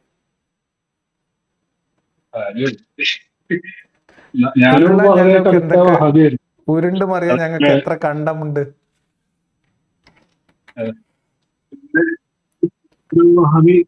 പോയിരുന്ന ഒരാളായിരുന്നു ഞാൻ. പിന്നെ ഈ പോപ്പുലർ ഫ്രണ്ടിന്റെ ഒക്കെ വളരെ സജീവ പ്രവർത്തകനായിരുന്നു. പക്ഷേ പിന്നീട് എന്താ ആയിരുന്നു വളരെ സജീവ പ്രവർത്തകനായിരുന്നു, ഫുൾ ടൈം ലെവലിലൊക്കെ. അപ്പോ എനിക്കുണ്ടായ ഒരു ചേഞ്ചസ് എന്താണെന്ന് വെച്ചാൽ നമ്മൾ ഇവരിൽ നിന്ന് ഒരുപാട് ചതികളും ഒരുപാട് വഞ്ചനകളൊക്കെ കാണാൻ തുടങ്ങി. അപ്പൊ നമുക്ക് നമുക്കുള്ള അള്ളാഹുള്ള വിശ്വാസം പോലും ഇവർക്കില്ലല്ലോ, ഇവർക്ക് എന്താ അള്ളാഹിനെ പേടില്ലാക്കുന്നത് എനിക്ക് തോന്നിയിരുന്നു. അങ്ങനെ ഞാൻ ഇതിനെക്കുറിച്ച് പഠിച്ചപ്പോഴാണ് എനിക്ക് ബോധ്യപ്പെട്ടത് മുഹമ്മദ് നബി പറയുന്ന ആളുടെ ഒരു വിശ്വാസ സംഹിതമൊന്നല്ല ഇവര് വെച്ച് പുലർത്തുന്നത്. അപ്പൊ അത് നിങ്ങള് ഒരു ഷിയ പറഞ്ഞിട്ടുള്ള ഒരു ഇതിട്ടുണ്ടായിരുന്നല്ലോ, ഒരു അപ്പൊ അത് ഞാൻ ഫുള്ളായി കണ്ടിരുന്നു മുഴുവനായിട്ട്. അപ്പൊ അതിന് മുന്നേ ഞാൻ ആ ഒരു ലെവലിലേക്ക് എത്തിയിരുന്നു, ഇതെന്താണ് സംഭവം എന്ന് പറയാൻ. പിന്നീട് പിന്നെ മനസ്സിലായി ബോധ്യപ്പെട്ടു. അന്ന് മുതൽ ഞാൻ ഇസ്ലാം മതം ഉപയോഗിച്ചു. ഇപ്പോ ഈ പോപ്പുലർ ഫ്രണ്ടിന്റെ കഥ പറയുമ്പോൾ നമ്മള് കേരളത്തിലുള്ള ആളുകൾക്ക് പൊതുവിൽ അറിയാത്ത ഒരു കാര്യം എന്താന്ന് വെച്ചാൽ, നമ്മൾ മൊത്തത്തിൽ മനസ്സിലാക്കുന്നത് അറിയാത്ത കാര്യമല്ല, ആളുകൾ ആ രീതിയിൽ അതിനെ പറയാത്താന്നാട്ടോ ഞാൻ ഉദ്ദേശിച്ചത്. ആളുകൾ അങ്ങനെ ചർച്ച ചെയ്യാത്ത ഒരു വിഷയം, ഇതിന്റെ ഒക്കെ അടിവേര് കിടക്കുന്നത് മുഹമ്മദ് ബിൻ അബ്ദുൽ വഹാബ് എന്ന് പറയുന്ന വ്യക്തിയുടെ പടയോട്ടത്തിലാണ്. അദ്ദേഹം ഉണ്ടാക്കിയെടുത്തിട്ടുള്ള ഒരു റിവൈവലിസം എന്ന് പറയുന്ന ഒരു കൺസെപ്റ്റ് ഉണ്ട്. ഇവരിപ്പോൾ പറയുന്ന ഈ ഇസ്ലാമിക് ഗോൾഡൻ ഏജ് ഒക്കെ കാലഘട്ടത്തെ ഏറ്റവും മോശമായ, ഇസ്ലാം ആകെ കയ്യിൽ നിന്ന് പോയി എന്ന് പറയപ്പെടുന്ന ഒരു കാലഘട്ടത്തിൽ നിന്ന് അതിനെ തിരിച്ചു പിടിച്ചു എന്ന് പറയപ്പെടുന്നതിൽ ഏറ്റവും പ്രധാനപ്പെട്ട പങ്കുവഹിച്ച ആളാണ് Muhammad bin Abdul Wahhab. Muhammad bin Abdul വഹാബിന്റെ കിതാബ് തൗഹീദ് എന്ന് പറഞ്ഞൊരു പുസ്തകമുണ്ട്. അത് ഇവിടുത്തെ മുജാഹിദുകൾക്ക് പോലും വഹാബി ആശയങ്ങളുടെ അപ്പോസ്തലന്മാരായി ലോകത്ത് കിട്ടാവുന്ന സകല പുസ്തകങ്ങളും മലയാളത്തിലേക്കാക്കാൻ മത്സരിച്ചുകൊണ്ടിരിക്കുന്ന ആൾക്കാർ, അവർക്ക് ഒരാൾക്ക് പോലും കിതാബ് തൗഹീദ് ശരിയാം വണ്ണം മലയാളത്തിലേക്ക് വിവർത്തനം ചെയ്യണമെന്ന് തോന്നിയിട്ടില്ല എന്നുള്ളതാണ് അതിൻ്റെ ഏറ്റവും രസകരമായ സൂചന. എന്തുകൊണ്ടാണെന്ന് വെച്ചാൽ കിതാബ് തൗഹീദ് മലയാളത്തിലേക്ക് കൃത്യമായ രീതിയിലൊരു വിവർത്തനം വന്നു കഴിഞ്ഞാൽ എന്താണ് വഹാബിസം എന്നും എന്താണ് ഇന്ന് നമ്മുടെ മുമ്പിൽ കാണുന്ന ഈ കസർത്തുകാരുടെയൊക്കെ പ്രധാനപ്പെട്ട ആശയമെന്ന് മനസ്സിലാവും. ഞാൻ പറഞ്ഞു വന്നത് ഈ കിതാബ് തൗഹീദിൻ്റെ ആശയമാണ് ഇവിടെ നമ്മൾ മുന്നിൽ കാണുന്ന ഈ സകല ഇസ്ലാമിസ്റ്റ് സംഘങ്ങളുടെയും ആശയം. നമ്മൾ ഇവിടുത്തെ പരമ്പരാഗത സുന്നി മൗലൂദും ഹദ്ദാദും റാത്തീബും പിന്നെ നിസ്കാരവും സക്കാത്തുമായിട്ട് അങ്ങനെ പോകുന്ന ആൾക്കാരെ കുറിച്ചല്ല ഞാൻ പറയുന്നത്. അതിനെ ഒന്ന് യഥാർത്ഥ ഇസ്ലാമിലേക്ക് തിരിച്ചു കൊണ്ടുപോകണം. സലഫിയത്ത്, പിന്നെ എന്താ പറയുക, വേറെന്തൊരു ഇസ്ലാഹിയത്ത് എന്നൊക്കെ പറഞ്ഞ് നടക്കുന്ന സകല ആൾക്കാരും ജമാഅത്തെ ഇസ്ലാമി എന്ന് പറയുന്ന മിലിറ്റന്റ് ആശയക്കാരും അവരുടെ പോഷക സംഘടനകളും പോപ്പുലർ ഫ്രണ്ടും എല്ലാ സംഘടനകളുടെയും ആശയധാര ചെല്ലുന്നത് മുഹമ്മദ് ബിൻ അബ്ദുൽ വഹാബിൻ്റെ കിതാബ് തൗഹീദിലേക്കാണ്. അപ്പോൾ ഇതിന് പലരും പല രീതികൾ സ്വീകരിക്കുന്നു, പലരും പല മാർഗങ്ങളിൽ പിന്നെ ചില കാര്യങ്ങളൊക്കെ സ്കിപ്പ് ചെയ്ത് പെട്ടെന്ന് എത്താൻ ശ്രമിക്കുന്നു എന്നൊക്കെ ഉള്ളൂ. അപ്പം അത് നമ്മൾ തുറന്നു കാണിക്കേണ്ടതുണ്ടെന്ന് തന്നെയാണ് ഞാനും പറയുന്നത്. ഇല്ല, ഇത് തുറന്നു കാണിക്കേണ്ടത് ഞാൻ സത്യത്തില് ഈ മറ്റേ ഇസ്ലാമിന്റെ പോരായ്മ എന്താന്ന് കാണിക്കുന്ന ഒരു റെഫറൻസ് ഇല്ലല്ലോ നിലവില്. അപ്പൊ എന്താ ഞാൻ ചെയ്തത്, ഞാൻ നിങ്ങളുടെ വീഡിയോകളാണ് ആദ്യം മുതൽ അവസാനം വരെയുള്ള എല്ലാ വീഡിയോസ്, അതായത് ഇവരുണ്ടാക്കി ഇസ്ലാം എന്താണെന്ന് അറിയണ്ടേ. അത് ഞാൻ കൂടുതലും ഈ ജിഹാദിലാണ് കോൺസെൻട്രേറ്റ് ചെയ്തിരുന്നത്. ജിഹാദുമായി ബന്ധപ്പെട്ട പഠനം അല്ല, ഞാൻ നിങ്ങളോട് ഒരു കാര്യം ചോദിക്കട്ടെ. നിങ്ങൾ പോപ്പുലർ ഫ്രണ്ടിന്റെ പ്രവർത്തകനായിരുന്നു എന്ന് പറഞ്ഞുകൊണ്ട് ഞാൻ ചോദിക്കുകയാണ്. ദഅവത്തും ജിഹാദും എന്നൊരു പുസ്തകം നിങ്ങളുടെ ഇടയിൽ വളരെ വ്യാപകമായിട്ട് പ്രചാരത്തിലുണ്ടായിരുന്നു അല്ലേ?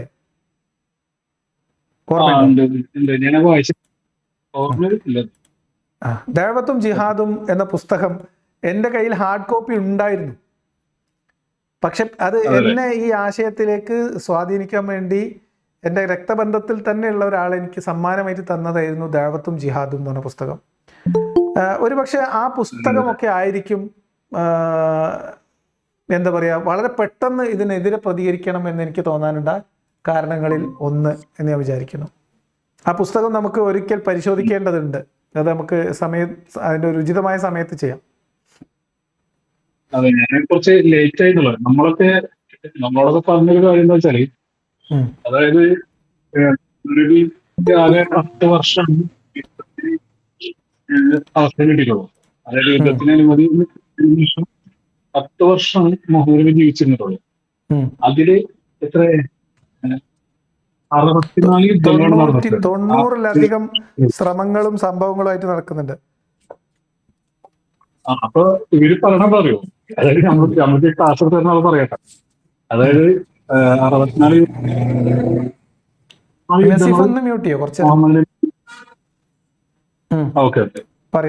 നസീഫിനോട് പറഞ്ഞു.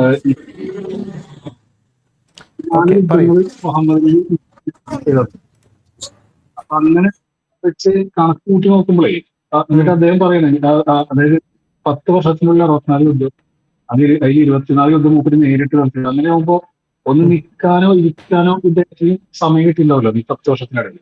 ഇല്ല. എന്നിട്ട് പിന്നെ നമ്മളോട് അപ്പൊ പിന്നെ നമ്മളോട് ചോദിക്കുന്ന ചോദ്യമൊക്കെ, മുഹമ്മദ് നബി എന്തെങ്കിലും ജോലിക്ക് പോയിട്ടാണോ ജീവിച്ചിട്ടുള്ളത്? അപ്പൊ അത് നമ്മൾ ജോലിക്ക് പോണ ഒരു നിരാകരണം ഉണ്ടല്ലോ. അത് പറഞ്ഞു വെച്ചാൽ നബിയുടെ കുന്നത്തിന്റെ നിഴലിന്റെ കീഴിലായിരുന്നു മുഹമ്മദ് നബിയുടെ റിസ്ക്. അതായത് യുദ്ധം ചെയ്തിട്ടുള്ള നിയമത്തില്ലാതെ അദ്ദേഹം കഴിച്ചിട്ടില്ല. അതാണ് ശുദ്ധമായ ഭക്ഷണം. നമ്മളൊക്കെ ആ ഹാലിലേക്ക് നശിച്ചു പോയി കുറെ വർഷം. ഇതല്ല വേറെ കുറെ പറയാനൊക്കെ ഉണ്ട്. എല്ലാരും ആയിക്കോട്ടെ. ബാക്കി പിന്നെ നമുക്ക് സംസാരിക്കാം. കുറച്ചായിട്ട് ഇടയ്ക്കിടയ്ക്ക് നമ്മൾ ഇനി ചാറ്റ് വിത്ത് മുർത്തദ് എന്ന് പറഞ്ഞ ഒരു പരിപാടി ഈ രീതിയിൽ നമുക്ക് ചെയ്യാമെന്ന് വിചാരിക്കുന്നത്. അപ്പോൾ ഉള്ളവരായിട്ട് കുറച്ചു നേരം സംസാരിച്ചിരിക്കുന്ന ഒരു പരിപാടി. ഓക്കെ, എനിവേ സന്തോഷം. മാജിക് ഹാൻഡ്സ് സ്റ്റോക്ക് പൂർണ്ണമായിട്ടും താങ്കളുടെ വീഡിയോ ഉണ്ടായിരുന്നു. പൂർണ്ണമായിട്ടും റഫറൻസ് ആയിട്ട് എനിക്ക് ഉപകാരപ്പെട്ടത്. ശരി ശരി. നമ്മളെ വീഡിയോ അതായത് ഇപ്പൊ ഒരു കാണുമ്പോഴും അത് നിങ്ങൾ ഗ്രന്ഥത്തിൽ പരിശോധിക്കണം എന്നാണ് എനിക്ക് നിങ്ങളോട് പറയാനുള്ളത്. അതെ, ഞാൻ ചെക്ക് ചെയ്യാറുണ്ട് ശരി ചെക്ക് ശരി. ചെയ്യാറുണ്ട്. യെസ്, തീർച്ചയായിട്ടും. Thank you. എന്തായാലും സ്റ്റോക്ക് മാർക്കറ്റ് ഉണ്ടെങ്കിൽ സംസാരിക്കും.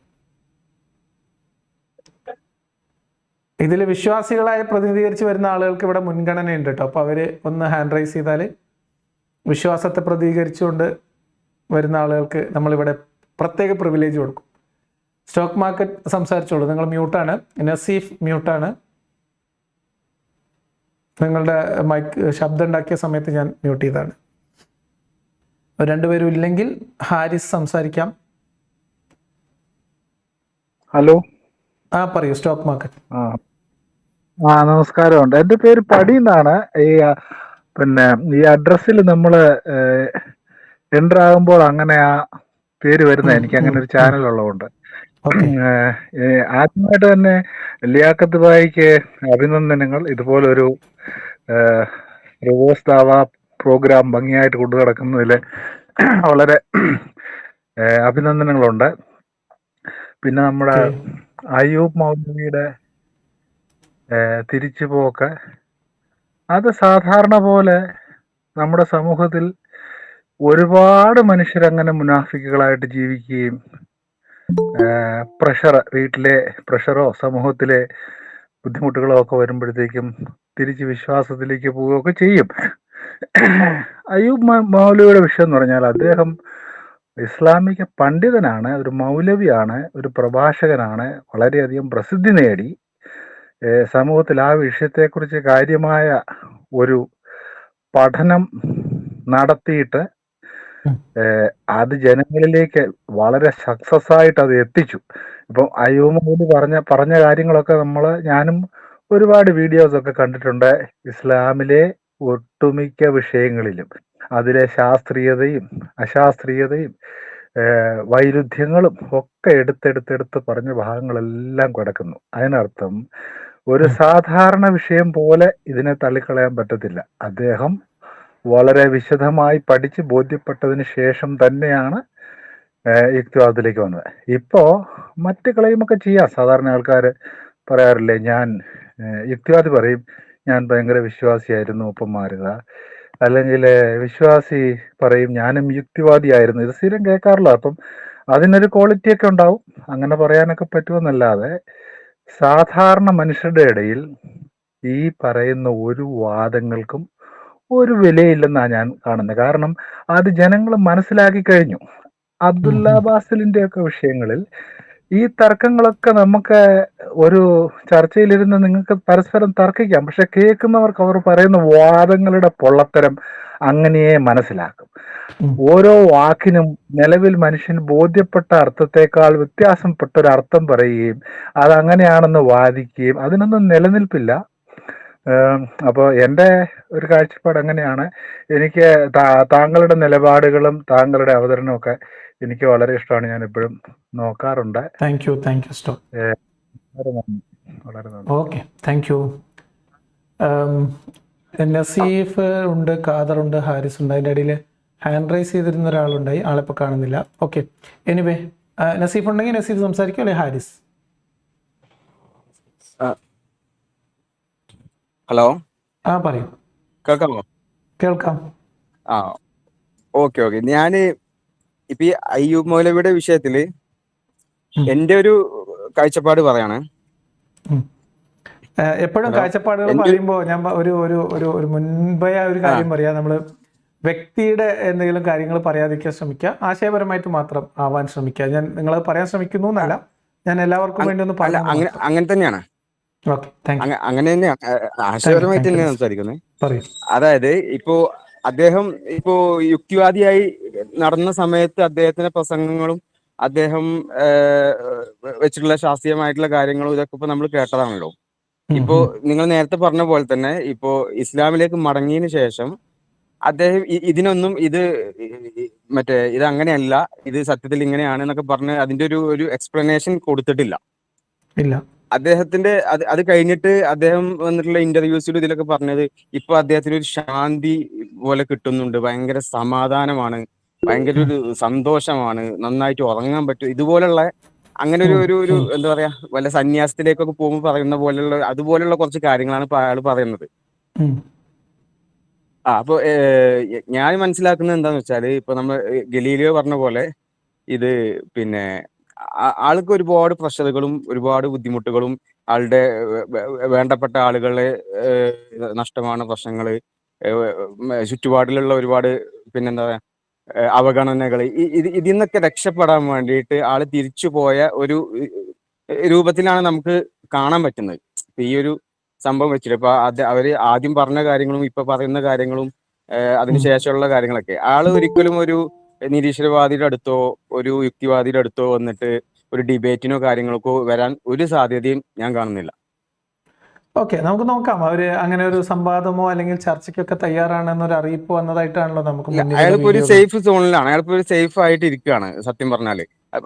അയാൾ പറഞ്ഞ പോലെ ശാന്തി സമാധാനമൊക്കെ ഉണ്ടാവും. കാരണം ആൾക്ക് ഇതിനു മുമ്പ് യുക്തിവാദത്തിൽ നിന്ന സമയത്ത് ആൾക്ക് ഉണ്ടായിട്ടുള്ള ഒരുപാട് ബുദ്ധിമുട്ടുകൾ നിന്ന് അയാൾ രക്ഷപ്പെട്ടിരിക്കുകയാണ്. അപ്പൊ അതുകൊണ്ട് തന്നെ ഇപ്പൊ നിങ്ങൾ ഫോൺ വിളിച്ചിട്ട് കോണ്ടാക്ട് ചെയ്തില്ല, ഇത് ആക്കിയില്ല എന്നൊക്കെ പറഞ്ഞല്ലോ. അപ്പൊ അതിലൊക്കെ അങ്ങനെയുള്ള കുറെ കാര്യങ്ങളുള്ള പോലെയാണ് നമുക്ക് തോന്നുന്നത്. ഇതെങ്ങനെയൊക്കെ മൊത്തം ആകെ ഒരു കാൽക്കുലേഷൻ വെച്ച് നോക്കുമ്പോൾ അങ്ങനെ തോന്നുന്നത്. സാഹചര്യങ്ങളൊക്കെ ഇപ്പൊ എല്ലാവർക്കും അറിയാവുന്ന കാര്യങ്ങളാണ്. പക്ഷെ അതിനേക്കാൾ കൂടുതൽ ഇതിൽ പിന്നെ നസീഫ് ആദ്യം പറഞ്ഞ ഒരു പോയിന്റ് വളരെ പ്രധാനമാണ്. അദ്ദേഹം ഇസ്ലാം മത വിമർശകനായി നിന്ന സമയത്ത് അദ്ദേഹം ഉയർത്തിയിരുന്ന വാദങ്ങൾക്ക്, അദ്ദേഹത്തിന്റെ വിമർശനങ്ങൾക്ക് ഇപ്പോൾ അദ്ദേഹത്തിന് കിട്ടിയിട്ടുള്ള ഉത്തരം എന്താണെന്നുള്ളത് വളരെ പ്രസക്തമാണ്. അത് സമൂഹത്തിൽ ചർച്ച ചെയ്യേണ്ടതുണ്ട്. അതാണ് അദ്ദേഹത്തിന്റെ ബാധ്യത എന്നാണ് ഞാൻ വിചാരിക്കുന്നത്. അതിന് അദ്ദേഹത്തെ ക്ഷണിക്കുക എന്നുള്ളതാണ് നമ്മൾ ചെയ്യുന്നത്. അതെ അതെ, തീർച്ചയായിട്ടും നമ്മൾ പ്രതീക്ഷിക്കുന്നത് ഇങ്ങനെയാണ്.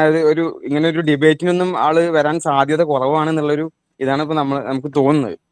ഇങ്ങനെയാണെങ്കിൽ, ഇപ്പൊ നമ്മൾ ഉദ്ദേശിച്ച പോലെ ആണെങ്കിൽ, അല്ലെങ്കിൽ അയാൾ അങ്ങനെ ഒരു സേഫ് സോണിൽ അങ്ങനെ ജീവിച്ച് മരിക്കുക, അയാളുടെ സന്തോഷം, അയാളുടെ ഫാമിലി അങ്ങനെയൊക്കെ പോവാ, അങ്ങനെ മരിച്ചു പോവാം എന്ന് വിചാരിച്ചിട്ട് തിരിച്ചു പോയതാണെങ്കിൽ ഓക്കെ, നമുക്കതാണല്ലോ നമ്മുടെ തടിയാണല്ലോ ഏറ്റവും ബെറ്റർ. അത് നമ്മൾ പ്രഡിക്റ്റ് ചെയ്യാൻ വേണ്ട, അതിനെ കുറിച്ച് നമ്മൾ കമന്റ് ചെയ്യാതിരിക്കുക എന്നുള്ളതാണ് ഉചിതം എന്നാണ് ഞാൻ പറഞ്ഞത്. അതാണ് ഞാൻ തുടക്കത്തിൽ പറഞ്ഞത്. നിലവിൽ നമ്മൾ അദ്ദേഹം ഇപ്പോ അയാളുടെ ആശയങ്ങളൊക്കെ ഇപ്പോ നമ്മൾ സംസാരിച്ച് കേട്ടല്ലോ. അത് വെച്ചിട്ട് നമുക്ക് തോന്നിയ ഒരു കാര്യം മാത്രമാണ്. ഇനി അതല്ല ഇപ്പൊ ഈ ഒരു ജബ്ബാർ മാഷുമായിട്ടോ അല്ലെങ്കിൽ നിങ്ങളുമായിട്ടോ ഒക്കെ ആയിട്ട് ഒരു വാദപ്രതിവാദത്തിന് അദ്ദേഹം വരികയാണെങ്കിൽ ഓക്കെ, ഞാനിത് തിരിച്ചെടുത്തു, ഞാൻ ഈ പറഞ്ഞ കാര്യങ്ങളൊക്കെ തിരിച്ചെടുത്തു. അങ്ങനെ നടക്കും തന്നെ പ്രതീക്ഷിക്കാം. അങ്ങനെ നടക്കും തന്നെ നമുക്ക് പ്രതീക്ഷിക്കാം. Okay, thank you Naseef. ഹാരിസും കൂടി കഴിഞ്ഞിട്ട് ഞാൻ ഷരീഫിലേക്ക് വരാം. First of all thank you so much mister Liyaqat. ഇപ്പം വാദപ്രതിവാദത്തെ കുറിച്ച് പറഞ്ഞപ്പം ഈ അടുത്ത് കഴിഞ്ഞ ലാസ്റ്റ് വീഡിയോയിൽ അയ്യൂബ് മൗലവി ജബ്ബാർ മാഷോട് ഒന്ന് സംവദിക്കാനൊരു ആഗ്രഹം പ്രകടിപ്പിച്ചതായി ഞാൻ കണ്ടത്. അപ്പം അങ്ങനെ ഒരു ആഗ്രഹങ്ങളൊക്കെ മുന്നോട്ട് വരികയാണെങ്കിൽ തികച്ചും അത് നമ്മളതിനെ സ്വാഗതം ചെയ്യുക തന്നെയാണ് ചെയ്യുന്നത്. രണ്ടാമത്തെ കാര്യം എന്ന് പറയുന്നത്, അയ്യൂബ് മൗലവിയുടെ ആ ഒരു മാറ്റം ഞാൻ വർഷങ്ങളായിട്ട് ഞാൻ ഫോളോ ചെയ്യുന്നൊരു വ്യക്തിയാണ്. എന്നെയൊക്കെ ഒരുപാട് ചിന്തിപ്പിക്കാനൊക്കെ സഹായിച്ച ഒരു വ്യക്തിയും കൂടിയാണ് അയ്യൂബ് മൗലവി. അപ്പം അങ്ങനെയുള്ള ഒരു വ്യക്തി പെട്ടെന്നൊരു സുപ്രഭാതത്തില് മാറി വരിക എന്നൊക്കെ പറയുമ്പോൾ നമുക്ക് ചിന്തിക്കാൻ പോലും പറ്റാത്ത സംഭവമാണ്. മാറി വരിക ആണോ ചെയ്തത്, അല്ല നമുക്ക് അദ്ദേഹത്തിന്റെ മനസ്സറിയില്ല. കാരണം ഒരു വ്യക്തി കമന്റ് ചെയ്യണ്ടെന്നാണ് ഞാൻ പറയാ. അത് നമ്മളുടെ എന്താ പറയാ, നമ്മുടെ ഏരിയ അല്ല. ഒരു വ്യക്തിയുടെ ബോധ്യം ആ വ്യക്തിയിൽ മാത്രം നിൽക്കുന്നതാണ്. ഓക്കെ, തീർച്ചയായും അങ്ങനെയാണ്. എന്തായാലും ഒരു സംവാദത്തിന് വേണ്ടി തയ്യാറായി വരുന്നു എന്ന് പറയുന്നത്, നമ്മൾ അബ്ദുള്ള ബാസിൽ സംവാദത്തിന് തയ്യാറാണ് എന്ന് പറഞ്ഞിട്ട് മുറിക്കകത്ത് കയറി ഒളിച്ചിരിക്കുന്നത് പോലത്തെ ഏർപ്പാടല്ലാതിരുന്നാൽ മതി. അത്രേ ഉള്ളൂ. അല്ല, അതെന്തായാലും അബ്ദുള്ള ബാസിലും നമ്മള് അയ്യൂബ് മൗലവിയായിട്ട് ഒരിക്കലും കമ്പയർ ചെയ്യാൻ പറ്റില്ല. കാരണം അബ്ദുള്ള ബാസിലൊക്കെ ആ ഒരു എന്താ പറയാ, അതൊക്കെ അതിന് നമ്മൾ അതെങ്ങനെയാ പറയേണ്ടതെന്ന് എനിക്ക് അറിയില്ല. എന്തായാലും ജബ്ബാർ എന്ന് പറയുമ്പോൾ ഒരുപാട് ഒരിക്കലും we cannot compare in between Abdullah Basil and Jabbar. ഒരുപാട് പക്വതയും ഒരുപാട് അപ്പം അതാണ് എനിക്ക് പറയാനുള്ളത്. എന്തായാലും ഒരു സംവാദത്തിന് വേദി ഒരുങ്ങുന്ന ഒരു കാറ്റ് വീശുന്നുണ്ട്. എന്തായാലും അദ്ദേഹം ഒരു ആഗ്രഹം പ്രകടിപ്പിച്ചിട്ടുണ്ട്, ജബ്ബാർ മാഷുമായിട്ട് ഞാൻ സംവദിക്കാൻ തയ്യാറാണ് എന്ന് പറഞ്ഞുകൊണ്ട്. തീർച്ചയായിട്ടും താങ്ക് യു. അതൊക്കെ സംഭവിക്കും എന്ന് തന്നെ വിചാരിക്കാം. ഞാൻ പറഞ്ഞത്, അവർ ഇപ്പോൾ ആഗ്രഹം പ്രകടിപ്പിക്കുന്നതിന് മുൻപ് തന്നെ അയ്യൂബ് മൗലവി തിരിച്ച് ഇസ്ലാമിലേക്ക് പോയി എന്ന് പറഞ്ഞിട്ട് അദ്ദേഹം സ്വന്തം നിലക്ക് വീഡിയോ ചെയ്യുന്ന സമയത്ത് തന്നെ അദ്ദേഹത്തോട് ഈ ചോദ്യങ്ങൾ ഉന്നയിച്ചുകൊണ്ട് ഞാൻ എൻ്റെ ആഗ്രഹം അദ്ദേഹത്തോട് പ്രകടിപ്പിച്ചിട്ടുണ്ട്. അദ്ദേഹം പിന്നീട് നടത്തിയിട്ടുള്ള ചില പരാമർശങ്ങളിൽ അദ്ദേഹത്തോട് സംവാദ വെല്ലുവിളി എന്ന രീതിയിൽ തന്നെ നമ്മൾ മുന്നോട്ട് വെച്ചിട്ടുണ്ട്. എന്തായാലും അന്നൊന്നും അത് പരിഗണിക്കാൻ അദ്ദേഹത്തിന് എന്തെങ്കിലും തടസ്സങ്ങൾ ഉണ്ടായിട്ടുണ്ടായിരിക്കാം. ഇപ്പോൾ അല്ലെങ്കിൽ അദ്ദേഹത്തിന് ഞാൻ പോരാം എന്ന് തോന്നിയിട്ടുണ്ടാവാം, എന്താ അറിയില്ല. എന്തായാലും ജബ്ബാർ മാഷോട് ആണെങ്കിൽ ജബ്ബാർ മാഷിൻ്റെ ഖുർആൻ ക്ലാസ്സൊക്കെ 2 മിനിറ്റ് കൊണ്ട് തകരാവുന്നതേ ഉള്ളൂ എന്നൊക്കെ അദ്ദേഹത്തിൻ്റെ കോൺഫിഡൻസ് കാണുമ്പോൾ എന്തായാലും അതൊക്കെ നടക്കട്ടെ എന്ന് തന്നെയാണ് ഞാനും വിചാരിക്കുന്നത്. Anyway, thank you Haris. ഇനിയും 2-3 പേര് വെയിറ്റ് ചെയ്യുന്നു. നമുക്ക് പിന്നെയും സംസാരിക്കാം ഇടയ്ക്ക്.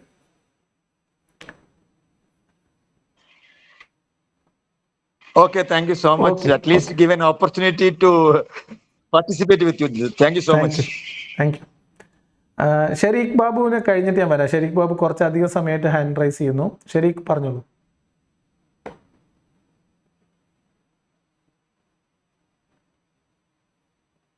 മ്യൂട്ടാണ് നിങ്ങൾ.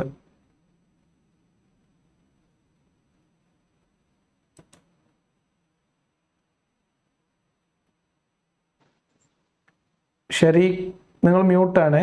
അൺമ്യൂട്ട് ചെയ്തിട്ട് സംസാരിക്കും. ഷെരീഫ് ബാബു അല്ല, ഷെരീഫ് PPL ആണ് അതിലുണ്ടാവുക. അല്ലല്ല, ഷെരീഖ് ബാബു വേറെ ഒരാളാണ്. ഷെരീഖ് ബാബു ആണോ? ഓക്കെ. ഞാൻ ഇപ്പൊ കേൾക്കാം. ഷെരീഫ് അത് കഴിഞ്ഞിട്ട് വരാം. ഷെരീഫിലേക്ക് വരാം. ഹലോ പറയൂ. ഹലോ പറയൂ. കേൾക്കാവോ? കേൾക്കാവോ? ഓഡിയബിൾ ആണോ? പറയൂ. നിങ്ങൾ ഈ വിശ്വാസികൾക്ക് സ്വാഗതം പറഞ്ഞുകൊണ്ടാണ് ഞാൻ കയറിയത്. ഞാനൊരു വിശ്വാസിയാണ്. അള്ളാഹു ഇല്ല എന്ന് വിശ്വസിക്കുന്ന ഒരാളാണ് ഞാൻ. അപ്പൊ ഞാനൊരു വിശ്വാസിയാണ്. അങ്ങനത്തെ വിശ്വാസികൾ കാരണമാണ് ഈ ലോകത്ത് സകല പ്രശ്നം ഉണ്ടാവണമെന്നാണ് ബാസിൽ ഉസ്താദ് പറയുന്നത്. ബാസിൽ ഉസ്താദിന് പിടി, നമുക്ക് അത് നമ്മളെ മൗലവിനെ എടുക്കല്ലേ. പറയൂ. അപ്പൊ ഞാനൊരു വിശ്വാസിയാന്ന് സമ്മതിച്ചോ? സമ്മതിച്ചു. അള്ളാഹു ഇല്ല എന്ന് വിശ്വസിക്കുന്ന ഒരാൾ വിശ്വാസിയല്ലേ? അള്ളാഹുവിൽ അവിശ്വസിക്കുന്ന ഒരു വിശ്വാസിയാണ്. നിങ്ങൾ പറയേ. ഓക്കെ. പിന്നെ നിങ്ങൾ പ്രതീക്ഷിക്കുന്നുണ്ടോ ഈ കക്ഷി നമുക്കൊരു ഡിബേറ്റിന് വരും എന്ന് നിങ്ങൾ പ്രതീക്ഷിക്കുന്നുണ്ടോ? നമ്മൾ ശുഭാപ്തി വിശ്വാസമല്ലേ നമ്മളെ മുന്നോട്ട് നയിക്കുന്നത്. വരും നമ്മൾ ആഗ്രഹിക്കുക, വരാൻ വേണ്ടിയിട്ട് നമ്മൾ ശ്രമിക്കുക. എത്ര പേരായിട്ട് നമ്മൾ ആഗ്രഹിച്ചു. MM അക്ബർ ജബ്ബാർ മാഷായിട്ട് സംവാദത്തിന് വരും നമ്മൾ ആരെങ്കിലും പ്രതീക്ഷിച്ചിരുന്നു? ഇല്ലല്ലോ. വന്നില്ലേ? കൊണ്ടുവന്നില്ലേ നമ്മള്? അപ്പോ നമ്മൾ അബ്ദുള്ള ബാസിലെ കൊണ്ടുവരാൻ പറ്റുമോ? അബ്ദുള്ള ബാസിലെ കൊണ്ടുവരാൻ പറ്റുമോ? ഞാൻ പറഞ്ഞത് ഇപ്പം മുജാഹിദ് ബാലുശ്ശേരിക്ക് വയ്യാത്തോണ്ടാണ്, അല്ലെങ്കിൽ എത്തിയനെ ഇവിടെ.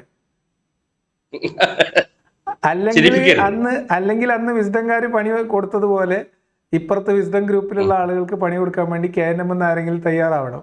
അപ്പൊ എത്തും. ആ കഥ നിങ്ങൾ സീരിയസ് ആയിട്ട് ഇപ്പൊ തമാശയും പറയല് തുടങ്ങിയെന്ന്. തമാശ എന്തൊക്കെ വലിയ തമാശയല്ലേ? അല്ല, ഞാൻ പറയുന്നത് അന്ന് MM അക്ബർ ജബ്ബാർ സംവാദത്തിന്റെ സമയത്ത് വാസ്തവത്തിൽ MM അക്ബറിനെ ആ കുരുക്കിൽ കൊണ്ടിട്ടത് 2 വിസ്ഡത്തിന്റെ ആൾക്കാർ ചേർന്നിട്ടാണ്. മുജാഹിദ് വേറെ ഒരാളും. അതെ. അപ്പൊ അതേപോലെ ഇവരൊക്കെ ഉണ്ടായിരുന്നു അന്ന്. ബാസിലും കൂട്ടരൊക്കെ അന്ന് പിന്നെ ഒരു സംവാദ വേദിയിൽ അനുഗമിച്ചിരുന്നു. അതേപോലെ വരണം എന്നാണ് ഞാൻ വിചാരിക്കുന്നത്. ഓക്കെ, ശരി. കക്ഷിന്റെ പേര് ഞാൻ വിട്ടുപോട്ടെ ഇടക്ക്. നമ്മളെ പിന്നെ കക്ഷിന്റെ പേരെന്തായിരുന്നു? ബാസിലോ? സംവാദം വെല്ലുവിളിച്ച ആള് അയ്യൂബ് മൗലവിയോ? അയ്യൂബ് മൗലവി ഞാൻ തമ്മിൽ ആകെ ഒരു വ്യത്യാസമുള്ളൂ കേട്ടോ. അറിയോ?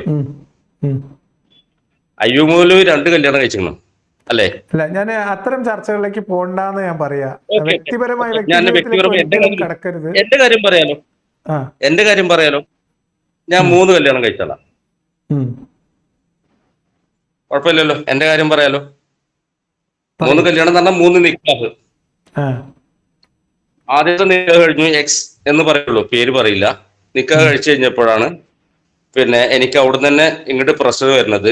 കക്ഷിയായിട്ട് വേറെ ആളായിട്ട് പിന്നെ ബന്ധമുള്ളതുകൊണ്ട് അത് ഒഴിവാക്കാൻ വേണ്ടിട്ട് എന്നെ നമ്മൾ ഇവിടെ ചർച്ച ചെയ്യുന്നതില് ഒരു കാര്യമില്ലല്ലോ. നമ്മളത് വിശ്വാസവുമായിട്ടോ നമ്മളുടെ ഒരു ആശയ പ്രചാരണമായിട്ടോ ഞാൻ ആ പോയിന്റിലേക്ക് എത്താനാ പറഞ്ഞത്. അതായത് എന്നെ പോലെ തന്നെ പല ആളുകളും ഇങ്ങനെ ചെയ്ത ആളുകളെ ഇസ്ലാമിനെ ന്യായീകരിക്കാനേ ശ്രമിക്കുള്ളൂ. മനസ്സിലായി. ഞാൻ ഇസ്ലാമിനെ ന്യായീകരിക്കാത്തതിന്റെ കാരണം എന്താ വെച്ചാൽ ഇത് പെണ്ണിന് പറ്റുന്ന ഒരു അബദ്ധങ്ങളാണ് ഇതൊക്കെ. സ്ത്രീകളെ ഇതുപോലെ രക്ഷിതാക്കള് കല്യാണം പിന്നെന്താ പറയാ പിന്നെ അവരെ സമ്മതമില്ലാതെ കല്യാണം നടത്തിക്കണതിന്റെ കുഴപ്പമാണ് ഈ സംഭവിക്കുന്നത് പറയാനാണ് ഞാൻ ആ പോയിന്റ് സൂചിപ്പിച്ചത്. അതല്ല വേറെ അവര് വ്യക്തിപരമായിട്ട് തേജോവധം ചെയ്യാനല്ല. അതുകൊണ്ടാണ് എന്റെ കാര്യം ഞാൻ പറഞ്ഞത്. ഓക്കെ. പിന്നെ സാമ്പത്തികമായിട്ടുള്ള പ്രശ്നങ്ങള് അതിപ്പോ ഇനി ഞാൻ ഒരാളെ പേര് പറയില്ല. ഇപ്പൊ ഒരു എക്സ് മുസ്ലിം തുടക്കകാലത്ത് കുറെ പിന്നെ രീതിയിൽ സംസാരിച്ച ഒരാൾ ഇപ്പോ വേറെ രീതിയിൽ സംസാരിക്കണ കാണുമ്പോൾ എനിക്ക് മനസ്സിലാവുന്നുണ്ട് ഇതൊക്കെ എല്ലാവർക്കും എന്താ ലിയാഖത്ത് ബായിയും പിന്നെ നമ്മളെ ജബ്ബാർ മാഷൊക്കെ എടുക്കുന്ന ഒരു രീതിയിലേക്ക് എക്സ് മുസ്ലിംസ് വരുന്നുണ്ട് എന്നുള്ള തോന്നൽ എനിക്ക് വന്നിട്ടുണ്ട്. ഇവര് ജബ്ബാർ മാഷ വെല്ലുവിളിക്കുന്നതിന് ഒന്നിനൊന്നല്ല, അവര് വരില്ല. മനസ്സിലായി. അവര് വിശ്വാസികളെ ഒന്ന് ഞങ്ങൾ തയ്യാറാണെന്ന് അറിയിക്കണം, വിമർശകരെ ഞങ്ങൾ ഇവിടെ ഒരു ടീം ഉണ്ട് എന്ന് അറിയിക്കണം. ഇത്രയേ ഉള്ളൂ കാര്യം. എന്റെ വൈഫ് പോലും ഇത് കേട്ടോണ്ടിരിക്കുക. വൈഫ് വിശ്വാസി കേട്ടോ, അതൊന്നും പറയാം. അവര് പോലും പ്രതീക്ഷിക്കുന്നില്ല ഇങ്ങനെ ഒരു സംഭവത്തിന് ഇവര് വന്നു തരും. നമ്മൾ ആഴക്കടല് മനസ്സിലാക്കിയതല്ലേ മാഷേ.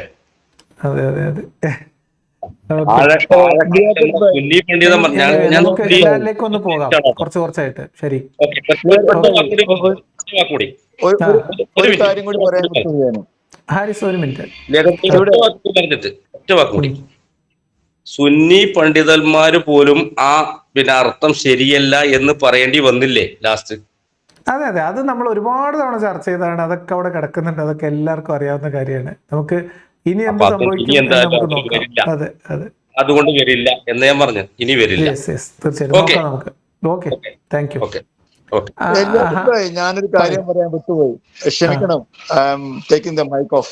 ഓക്കെ, നമ്മള് ജബ്ബാർ മാഷന്റെ പാത പിൻപറ്റി മറ്റൊരാളും കൂടി അദ്ദേഹത്തോടും പോയതായിട്ട് ഞാൻ മനസ്സിലാക്കുന്നു, മാഞ്ഞൂരാൻ. ഇപ്പൊ ഒരു വിവരം ഒന്നും കാണുന്നില്ല.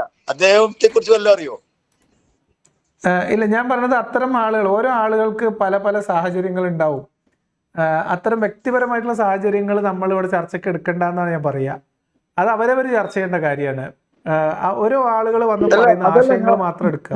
വ്യക്തിപരമായിട്ടല്ലേ എടുത്ത് ഞാൻ ചോദിക്കുന്നത്. മാഞ്ഞൂരാൻ ഇന്ന് ഇപ്പം കാണാനില്ല അദ്ദേഹത്തെ ഒരു വേദികളിലോ. അദ്ദേഹത്തിനെ കുറിച്ച് ചോദിക്കണമെങ്കിൽ അദ്ദേഹം സാമൂഹികമായിട്ട് വല്ല പ്രശ്നങ്ങൾ നേരിടുന്നുണ്ടോ എന്ന് അദ്ദേഹം പറയാത്ത കാലത്തോളം നമ്മൾ അത് പറയുന്നതിൽ അത് ഉചിതമല്ല എന്നാണ് പറയുന്നത്. ഇപ്പോൾ ഒരാൾ പിന്മാറുന്നു അല്ലെങ്കിൽ രംഗത്തുനിന്ന് സജീവമായി നിൽക്കുന്നില്ല എന്നുള്ളതിന് പല കാരണങ്ങളുണ്ടാവും. വ്യക്തിപരമായ കാരണങ്ങളുണ്ടാവും, വേറെ എന്തെങ്കിലും ജീവിത സാഹചര്യങ്ങളുണ്ടാവും, പലതും ആയിരിക്കാമല്ലോ. നമ്മളത് ചികഞ്ഞ് അന്വേഷിക്കേണ്ടതില്ല എന്ന് ഞാൻ പറയാം. ഒരാൾ വന്നിട്ട് പറയുകയാണെങ്കിൽ എനിക്കിങ്ങനെ സാമൂഹ്യ പ്രശ്നങ്ങൾ നേരിടുന്നുണ്ട്, ഇങ്ങനെ ഭ്രഷ്ട് നേരിടുന്നുണ്ട്, അല്ലെങ്കിൽ എനിക്ക് സമ്മർദ്ദമുണ്ട് എന്ന് ഒരാൾ പറയാത്ത കാലത്തോളം നമ്മൾ അത് അസ്യൂം ചെയ്യുന്നതും അങ്ങനെ പറയുന്നതും അതിൻ്റെ ആവശ്യമുണ്ടോ എന്നാണ് ഞാൻ ചോദിക്കുന്നത്.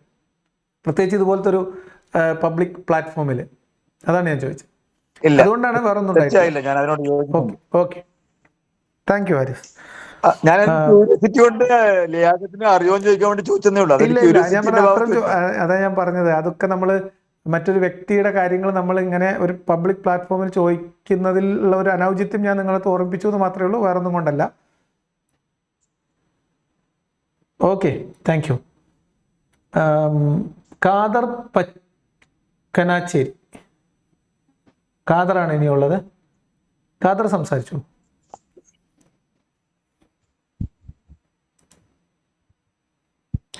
ഹാരിസ് പറഞ്ഞ് അവസാനിപ്പിച്ചിട്ടില്ലെങ്കിൽ ഞാൻ മ്യൂട്ട് ചെയ്തതല്ല, നിങ്ങളെ മൈക്ക് മ്യൂട്ടാണ് കേട്ടോ. പറഞ്ഞ് അവസാനിപ്പിച്ചിരുന്നില്ലെങ്കിൽ അതൊന്ന് കംപ്ലീറ്റ് ചെയ്തിട്ട് ഹാരിസിനോട്. ഓക്കെ, ഖാദർ പറയൂ. ഖാദർ മൈക്ക് മ്യൂട്ടാണ്, മൈക്ക് അൺമ്യൂട്ട് ചെയ്തിട്ട് സംസാരിച്ചു. ഖാദറിന്റെ മൈക്ക് മ്യൂട്ടാണ്. ഹലോ, ഖാദറിന്റെ മൈക്ക് മ്യൂട്ടാണ്. നിങ്ങളുടെ മൈക്കിൻ്റെ ഒരു ചിഹ്നത്തിലൊന്ന് പ്രസ് ചെയ്താൽ അത് ശരിയാവും സ്ക്രീനിൽ. ഓക്കെ, ഖാദറിനെ കേൾക്കാൻ പറ്റുന്നില്ല.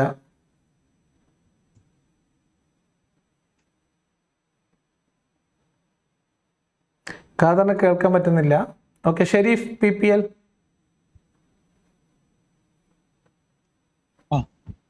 ലിയാഖത്ത് ഭായ്, എനിക്ക് വളരെ ചുരുങ്ങിയ ഒരു കാര്യം പറയാനുള്ളൂ. ഇയാളെ വെറുതെ വിടരുത്. ഇനി നമ്മള് ഇയാളൊക്കെ ഈ അങ്ങനല്ല ആ ഒരു രീതിയിൽ ഇയാള് പിന്നോട്ട് പോയപ്പോ വേറെ അർത്ഥത്തിലാണ് എടുക്കുക, വെറുതെ വിടരുത് എന്നൊക്കെ അവിടെ ചർച്ച ചെയ്യുന്നുണ്ടെന്ന് പറയാം. അങ്ങനല്ല, കൊല്ലാനല്ല, നമ്മൾ അവരെ പോലെ കണ്ടെടുത്ത് വെച്ച് ഒളിഞ്ഞ് പതിയിരുന്ന് വെട്ടിക്കൊല്ലാനല്ല പറഞ്ഞത്.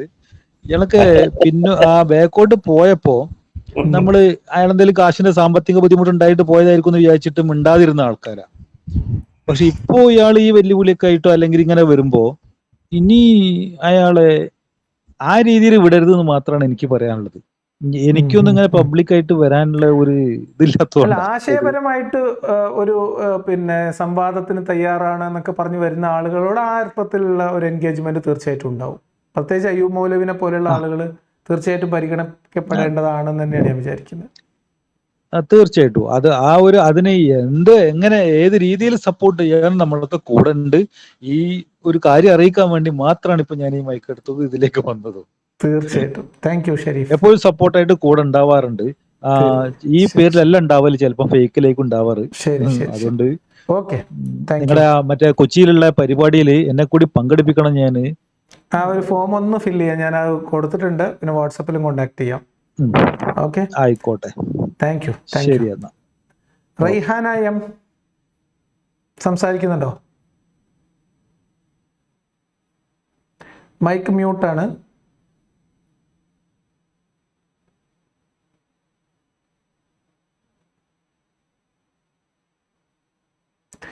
നിങ്ങളുടെ മൈക്ക് മ്യൂട്ടാണ്, മൈക്ക് അൺമ്യൂട്ട് ചെയ്തിട്ട് സംസാരിക്കും.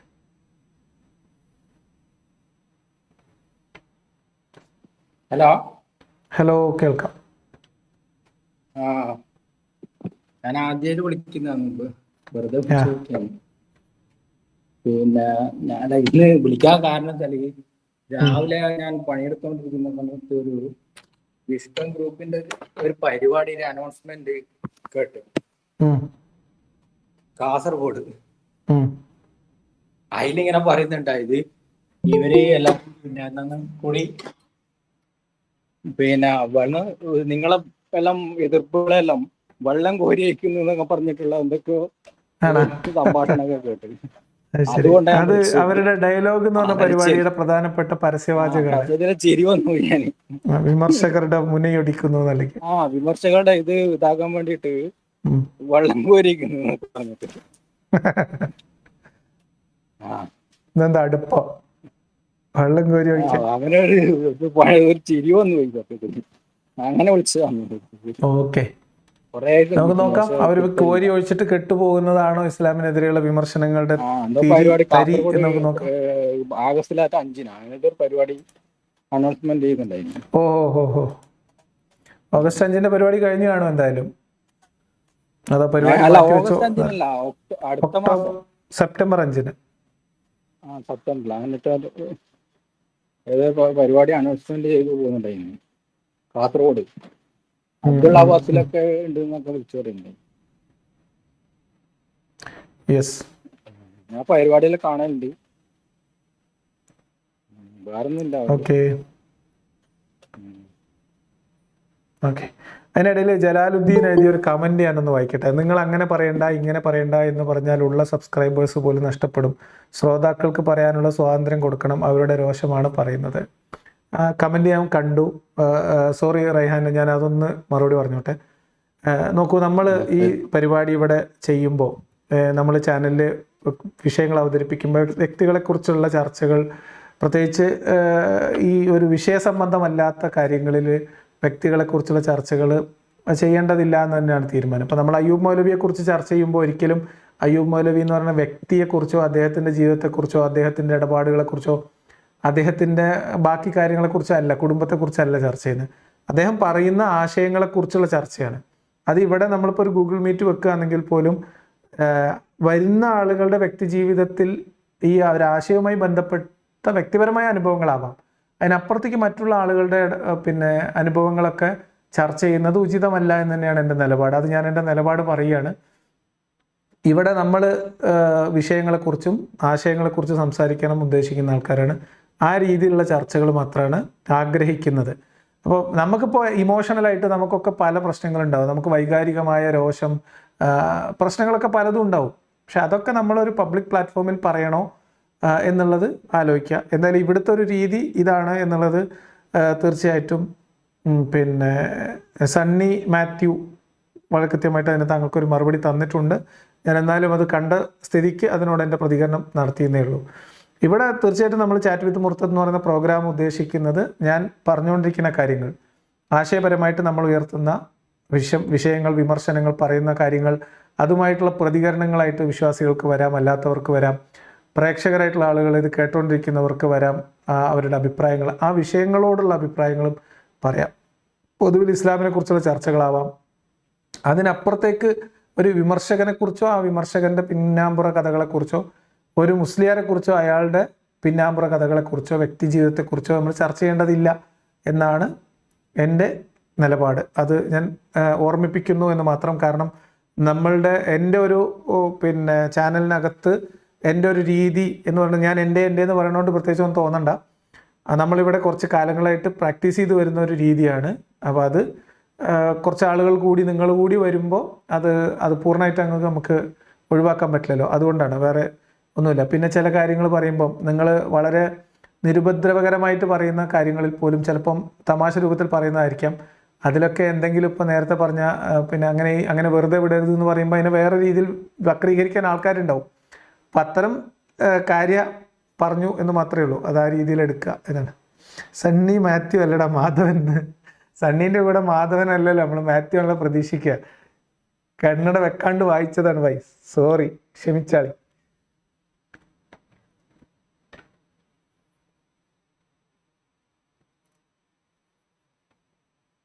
അപ്പോൾ എന്തായാലും ഗൂഗിൾ മീറ്റിലേക്കുള്ള ആളുകളുടെ വരത്തൊക്കെ കുറഞ്ഞിട്ടുണ്ട്. നമ്മൾ സമയം ഒരുപാട് വൈകി, 11:30 കടക്കുകയാണ്. അങ്ങനെയാണെങ്കിൽ നമ്മൾ ഇന്നത്തേക്ക് അവസാനിപ്പിക്കാം. ചാറ്റ് വിത്ത് മുർത്തദ് ഈ രീതിയിൽ നമുക്ക് ആഴ്ചയിൽ ഒരു ദിവസമെങ്കിലും മുന്നോട്ട് കൊണ്ടുപോകാൻ പറ്റുമോ എന്ന് ശ്രമിക്കാം. വിശ്വാസികൾ കൂടുതലായിട്ട് വരണം എന്നാണ് ഞാൻ പറയാം. ആഷിഖ് അൻസിൽ കൂടി അവസാനമായിട്ട് ജോയിൻ ചെയ്യുന്നു. ആഷിഖ് പറയൂ. ഞാൻ കുറെ കാലമായി നിങ്ങളെ ഫോളോ ചെയ്യുന്നുണ്ട്, വീഡിയോസും കാര്യങ്ങളൊക്കെ കാണലുണ്ട്. ഇപ്പോ കുറച്ച് ദിവസമായി എന്റെ മൈൻഡിലൊരു ഡൗട്ട് ഇങ്ങനെ നിൽക്കുകയായിരുന്നു അടിമത്തത്തിന്റെ ഒരു കേസില്. അപ്പൊ ഈ അടിമത്തം എന്ന് പറയുന്നത് ഇപ്പോ ഈ ഓരോ ഗോത്രങ്ങളൊക്കെ പിടിച്ചടക്കുമ്പോഴാണല്ലോ ഈ അടിമകളായിട്ട് ഇവര് വരുന്നത്. അപ്പോ ഈ അടിമകളായിട്ട് വരുമ്പോ അവര് ഇസ്ലാമായിട്ടല്ലേ നബിയുടെയും ബാക്കി സ്വഹാബികളെ കൺട്രോളായിട്ട് വരുന്നു? നിർബന്ധമില്ല. അതാണ് ഒരു ഡൗട്ടായിട്ട് വരുന്നത്. കാരണം അടിമകളായിട്ട് പിടിച്ച് കഴിഞ്ഞു കഴിഞ്ഞാൽ പിന്നെ അവർ ഇസ്ലാം സ്വീകരിച്ചിട്ടാണോ നിൽക്കുന്നത്, അതോ അവര് അന്യമതസ്ഥരായിട്ട് തന്നെയാണോ ട്രീറ്റ് ചെയ്യുന്നത്? അപ്പൊ ഇസ്ലാം ആയിക്കഴിഞ്ഞാൽ ഇസ്ലാമില് അടിമയായിട്ട് നിർത്താൻ കഴിയില്ല എന്നല്ലേ? അല്ലല്ല, ഇസ്ലാമായിട്ട് കാണാൻ പറ്റില്ല. എന്താ കുഴപ്പം? ബിലാല് പിന്നെ മുഹമ്മദ് നബി മരിക്കുന്നവരെ ബിലാൽ അടിമയായിരുന്നു എന്നാണ് എൻ്റെ അറിവ്. ആ രീതിയിൽ തന്നെയാണോ അവരെ ട്രീറ്റ് ചെയ്തിട്ടുള്ളത്? മുസ്ലിമായ അടിമകൾ സ്വാഭാവികമായിട്ടും ഉണ്ടാവും. അല്ല അപ്പൊ ബിലാൽ റളിയല്ലാഹു ഇപ്പൊ അടിമയായി കണ്ടിന്യൂ ചെയ്യാൻ കഴിയില്ല. കാരണം ഇസ്ലാം മതം സ്വീകരിച്ചു കഴിഞ്ഞാൽ പിന്നെ അങ്ങനെ ഒരു അടിമ എന്നുള്ള ഒരു കാണാൻ കഴിയും. അങ്ങനെ ഒരു പ്രശ്നമേ ഇസ്ലാമിനെ മുസ്ലിമായ ഒരു വ്യക്തി അടിമയായിട്ട് ഉണ്ടാവില്ല എന്നല്ലേ നിങ്ങൾ പറയാൻ ശ്രമിക്കുന്നത്? അല്ല, ഡൗട്ടാണ്. അങ്ങനെയാണോ, എങ്ങനെയാണ് അതിന്റെ ഒരു മുസ്ലിമായ അടിമയും ഉണ്ടാവും, അമുസ്ലിമായ അടിമയുണ്ടാവും. മുസ്ലിമായിട്ട് അടിമയെ അങ്ങനെ നിലനിർത്താൻ കഴിയുമോ? നിലനിർത്താൻ കഴിയും. കച്ചവടം ചെയ്യാൻ പറ്റും, പണയം വെക്കാൻ പറ്റും. അപ്പൊ അത് വലിയൊരു ഫോൾട്ട് അല്ലേ? കാരണം ഒരു മുസ്ലിം വേറൊരു മുസ്ലിമിനെ അടിമയായിട്ട് നിർത്തലും ഒരു മനുഷ്യൻ മറ്റൊരു മനുഷ്യനെ അടിമയായി നിർത്തുന്നത് അത് വളരെ റോങ് ആണ്. അതിൽ തർക്കമൊന്നുമില്ല. അല്ല, അവരിത് ന്യായം പറയുമ്പോഴും ഈ ഒരു കാര്യം അങ്ങനെ മെൻഷൻ ചെയ്തിട്ട് ശ്രദ്ധപ്പെട്ടില്ല. ഒരു ന്യായം പോലെ അവർക്ക് നിൽക്കില്ല. കാരണം അടിമത്തത്തിന്റെ സകല സാധ്യതകൾ ഇവർ പറയാ, അടിമത്തം അതിന്റെ എല്ലാ വഴികളും അടച്ചു, ആകെ ഒരു വിൻഡോ മാത്രം തുറന്നിട്ടു എന്ന് പറഞ്ഞൊക്കെ അബദ്ധം. എവിടെയെങ്കിലും നാട്ടിൽ എവിടെയെങ്കിലും അടിമച്ചന്തകൾ ഉണ്ടെങ്കിൽ അവിടെ പോയി വില കൊടുത്ത് അടിമേനെ വാങ്ങി കൊണ്ടുവരുന്നതിന് ഒരു തടസ്സവും മുസ്ലിങ്ങൾക്ക് ഉണ്ടായിരുന്നില്ല. എന്ന് മാത്രമല്ല, സ്വന്തം വീട്ടിലുള്ള ഒരു അടിമയെ വേറൊരു അടിമയെ കൊണ്ടോ അല്ലെങ്കിൽ സ്വതന്ത്രനായ ഒരു ഫക്കീറായ ഒരു മുസ്ലിമിനെ കൊണ്ടോ കല്യാണം കഴിപ്പിച്ചു കൊടുത്തിട്ട് വീട്ടിലുള്ള അടിമ സ്ത്രീ മറ്റൊരു സ്വതന്ത്രനായ മുസ്ലിമിന് ഈ ഉടമ കല്യാണം കഴിപ്പിച്ചു കൊടുത്താൽ അതിലൊരു കുട്ടി ഉണ്ടായാൽ പോലും അത് ഈ ഉടമയുടെ അടിമയായിരിക്കും. അപ്പോൾ ഇവർ ഈ അടിമത്തം നിരോധിച്ചു എന്നൊക്കെ പറഞ്ഞത് ശുദ്ധമായ അസംബന്ധമാണ്. ഇപ്പൊ പറയാൻ വേണ്ടിയിട്ട് ഓരോ ന്യായം പറയാൻ. അടിമത്തം നിഷേധിച്ചു എന്നുള്ളത് അത് വിശ്വസനീയമല്ല. കാരണം പണ്ടൊക്കെ പറഞ്ഞിരുന്നത് ഘട്ടം ഘട്ടമായിട്ട് നിരോധിച്ചു എന്നാണ്. ഒരു ഘട്ടമല്ല, ഒരിക്കലും ഇല്ല. പക്ഷെ ഈ ഒരു ഡൗട്ട് ഉണ്ടായിരുന്നു, ഇസ്ലാം മുസ്ലിം വേറൊരു മുസ്ലിമിനെ അടിമയായിട്ട് നിർത്താൻ ഉണ്ടാവും. അതിനൊരു തടസ്സമില്ല ഇസ്ലാമിന്. പക്ഷേ ഞാൻ കേട്ടിട്ടുള്ളത് ഒരു മുസ്ലിം വേറൊരു അള്ളാഹിന്റെ മാത്രം അടിമയായിട്ട് നിൽക്കണം, ഒരു മുസ്ലിം വേറൊരു മുസ്ലിം. അതിനാണ് ഈ വലങ്കൈ ഉടമപ്പെടുത്തിയവർ എന്നൊക്കെ പറയുന്നത്. അടിമ എന്നുള്ള പദം ഉപയോഗിക്കരുത് എന്ന് വിലക്കുണ്ട്. അത് ഇതുകൊണ്ടാണ് അള്ളാഹ്ക്ക് ഈഗോ ഹർട്ടാവും. കാരണം അടിമ പറഞ്ഞാൽ അള്ളാഹ്ക്ക് മാത്രമേ അടിമ ഉണ്ടാവാൻ പാടുള്ളൂ. മറ്റത് വലങ്കൈ ഉടമപ്പെടുത്തിയവർ, അധീനതയിൽ ഇരിക്കുന്നവർ, അങ്ങനെയൊക്കെയാണ്. ഓക്കെ, ഞാനിപ്പോ ഒന്നുകൂടി റെഫർ ചെയ്യും. ഒന്നുകൂടി ഇസ്ലാമിക ഗ്രന്ഥങ്ങൾ തന്നെ റെഫർ ചെയ്യുക. ഫിഖ്ഹിന്റെ ഗ്രന്ഥങ്ങൾ എടുത്ത് അതിലെ കച്ചവടത്തിന്റെ ഭാഗങ്ങളൊക്കെ ഒന്നുകൂടി വായിച്ചു നോക്കുക.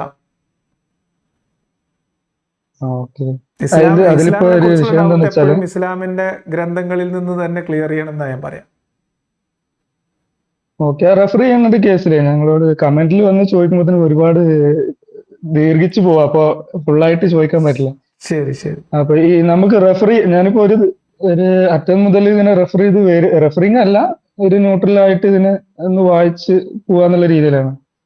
കർമ്മശാസ്ത്ര ഗ്രന്ഥമാണ് ഇവിടുത്തെ സുന്നികൾ അംഗീകരിക്കുന്ന പ്രധാനപ്പെട്ട കർമ്മശാസ്ത്ര ഗ്രന്ഥങ്ങളിൽ ഒന്ന്. ഏറ്റവും സുലഭമായിട്ട് കിട്ടുന്ന സംഭവം ഫത്തുഹുൽ മുഈനാണ്. അതിന്റെ മലയാളത്തിലുള്ള പരിഭാഷയൊക്കെ കിട്ടും. പിന്നെ ഫിഖ്ഹു സുന്ന എന്ന് പറഞ്ഞിട്ട് എല്ലാ മദ്ഹബുകളുടെയും ഫിഖ്ഹി വീക്ഷണങ്ങൾ വിശദീകരിക്കുന്ന പുസ്തകങ്ങൾ IPH ഒക്കെ പബ്ലിഷ് ചെയ്യുന്നുണ്ട്. അതില് നമുക്ക് അറബി ആണെങ്കിലും ഇംഗ്ലീഷ് ആണെങ്കിലും അത്രത്തോളം മലയാളത്തിൽ തന്നെ ഇതൊക്കെ കിട്ടും. ഫത്തുഹുൽ മുഈൻ ഒക്കെ കിട്ടും. പക്ഷെ ഞാൻ അങ്ങനെ റെഫർ ചെയ്യുന്നുണ്ട്. പക്ഷെ അതിലൊരു പ്രശ്നം കണ്ടത് എന്താ വെച്ചാല് അവരുടെ അഭിപ്രായം എന്നുള്ള രീതിയിൽ അതിന്റെ തർജ്ജമ വരുന്നതായിട്ട് തോന്നി. അല്ല, ഇസ്ലാമിന്റെ ഫിഖ്ഹി നിയമങ്ങളാണത്, കർമ്മശാസ്ത്ര വിധികൾ എഴുതി വെച്ച പുസ്തകങ്ങളാണ്. അല്ലെ, ഇപ്പൊ ഞാൻ ഫസ്റ്റ് സ്റ്റാർട്ട് ചെയ്തത് ഖുർആനിൽ നിന്നാണ്. അതിന്റെ തർജ്ജമ മലയാളം പരിഭാഷ വായിച്ച് അങ്ങനെ തുടങ്ങിയതാണ്. അപ്പൊ അതിൽ തന്നെ വാക്കർത്ഥം മുകളിലുണ്ടാവും, അതിന് താഴെ അവരുടെ ഒരു അർത്ഥം ഉണ്ടാവും. അതിൽ തന്നെ അവരുടെ ഒരു ബ്രാക്കറ്റ്, അവരുടെ ഒരു എക്സ്പ്ലനേഷൻ പോലെ ഉണ്ടാവും. അത് ഒഴിവാക്കിയിട്ട് ചേർത്ത് വായിക്കണം. അതെ, അത് കഴിഞ്ഞിട്ടല്ലേ നമ്മൾ ആ സ്റ്റേജിലോട്ട് പോവാ. അപ്പൊ ഈ ബ്രാക്കറ്റ് ഒഴിവാക്കിയിട്ട് നമ്മൾ വായിക്കുമ്പോൾ തന്നെ നമുക്ക് അതിന്റെ ഫോൾട്ടുകൾ മനസ്സിലാവും. പക്ഷെ ആ ഒരു അർത്ഥം പോലും വാക്കർത്ഥം മുകളിൽ വേറെ ഉണ്ടാവും, ഓരോ വാക്കിന്റെ ഓരോ അർത്ഥം. അത് വെച്ച് നമ്മളൊന്ന് മനസ്സിലാക്കാൻ ശ്രമിച്ചാൽ പോലും അതും തമ്മിൽ നല്ല രീതിയിൽ വ്യത്യാസം ഉണ്ടാവും.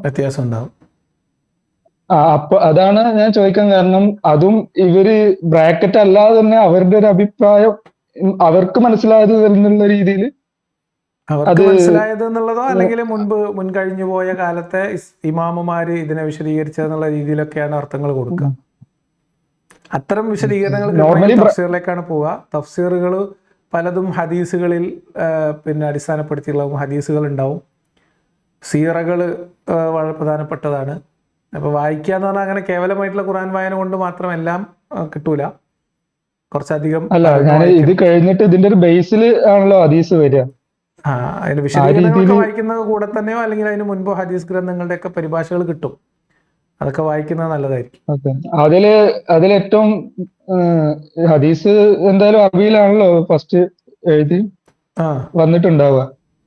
അതിന്റെ പക്ക ഒരു ഇപ്പൊ നിങ്ങൾ ഒരുവിധം എല്ലാതും വായിച്ച് എത്തിയിട്ടുണ്ടാവുമല്ലോ.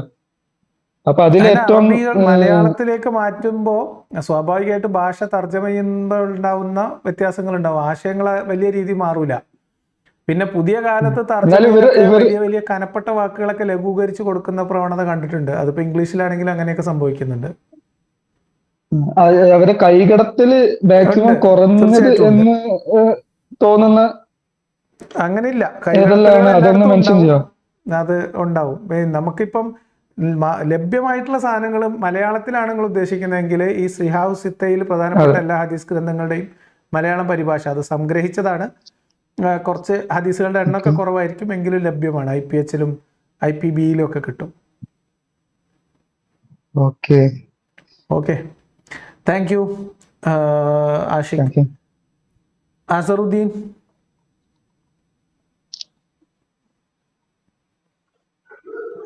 നമസ്കാരം. നമസ്കാരം. ഞാൻ നിങ്ങളെ കുറിച്ച് അധികം നാൾ മുതലേ ഫോളോ ചെയ്യുന്നുണ്ട്. അപ്പൊ നമ്മൾ ആദ്യമൊക്കെ ലൈവ് കാണുമ്പോൾ ഇങ്ങനെ ഒരു 150-200 പേരായിരുന്നു ലൈവിൽ ഉണ്ടായിരുന്നത്. അപ്പൊ ഇടയ്ക്ക് ഇങ്ങനെ ഒരു 313 പോയി ലോക്ക് ചെയ്യുന്ന ഒരു പരിപാടി ഉണ്ടായിരുന്നു പണ്ടേ. 400-500 ആയി വരുന്നുണ്ട്. നമ്മൾ CM ആണ്, 313 ഒരു ഇതുണ്ടാവും. അതെ അതെ, ഇപ്പൊ അത് കുറച്ചുകൂടെ കൂടിയിട്ടുണ്ട്. ഇനി ഒരു 786 ലോക്ക് ചെയ്യണമെന്നാണ്. അതിലേക്ക് നിങ്ങൾ എത്തിക്കണം. എവിടെ നിന്ന് കിട്ടിയതാണ് 756? എനിക്ക് വയ്യ. നമ്മൾ 756 ലോക്കായി പോകാതിരിക്കാനുള്ള ശ്രമമാണ് നടത്തിക്കൊണ്ടിരിക്കുന്നത്. ഇല്ല, അവിടെ എത്തിയിട്ട് പിന്നെ അങ്ങോട്ട് പോയാൽ പോരെ? മതി മതി, നമുക്ക് നോക്കാം. നമുക്ക് എന്തായാലും സന്തോഷം. നിങ്ങളുടെ രീതികളൊക്കെ എനിക്ക് ഭയങ്കര ഇഷ്ടമാണ്. Thank you. നല്ലപോലെ മുമ്പോട്ട് പോവാ. ഓക്കെ, 25-ാം തീയതി മീറ്റപ്പിന് വരണമെന്ന് ആഗ്രഹമുണ്ട്. ഫോം ഫില്ല് ചെയ്തിട്ടുണ്ട് നിങ്ങള്. ശരി ശരി, അത് നോക്കാം. Okay, thank you. Thank you. Fatex നിങ്ങളോട് പറഞ്ഞിട്ട് FATEX ആണ്. നിങ്ങൾ എന്താണ്, നിങ്ങളെ പേരെന്താ? അതൊന്ന് കൺഫേം ആക്കി കഴിഞ്ഞാൽ അത് പലപ്പോഴായിട്ട് വിളിക്കണോ?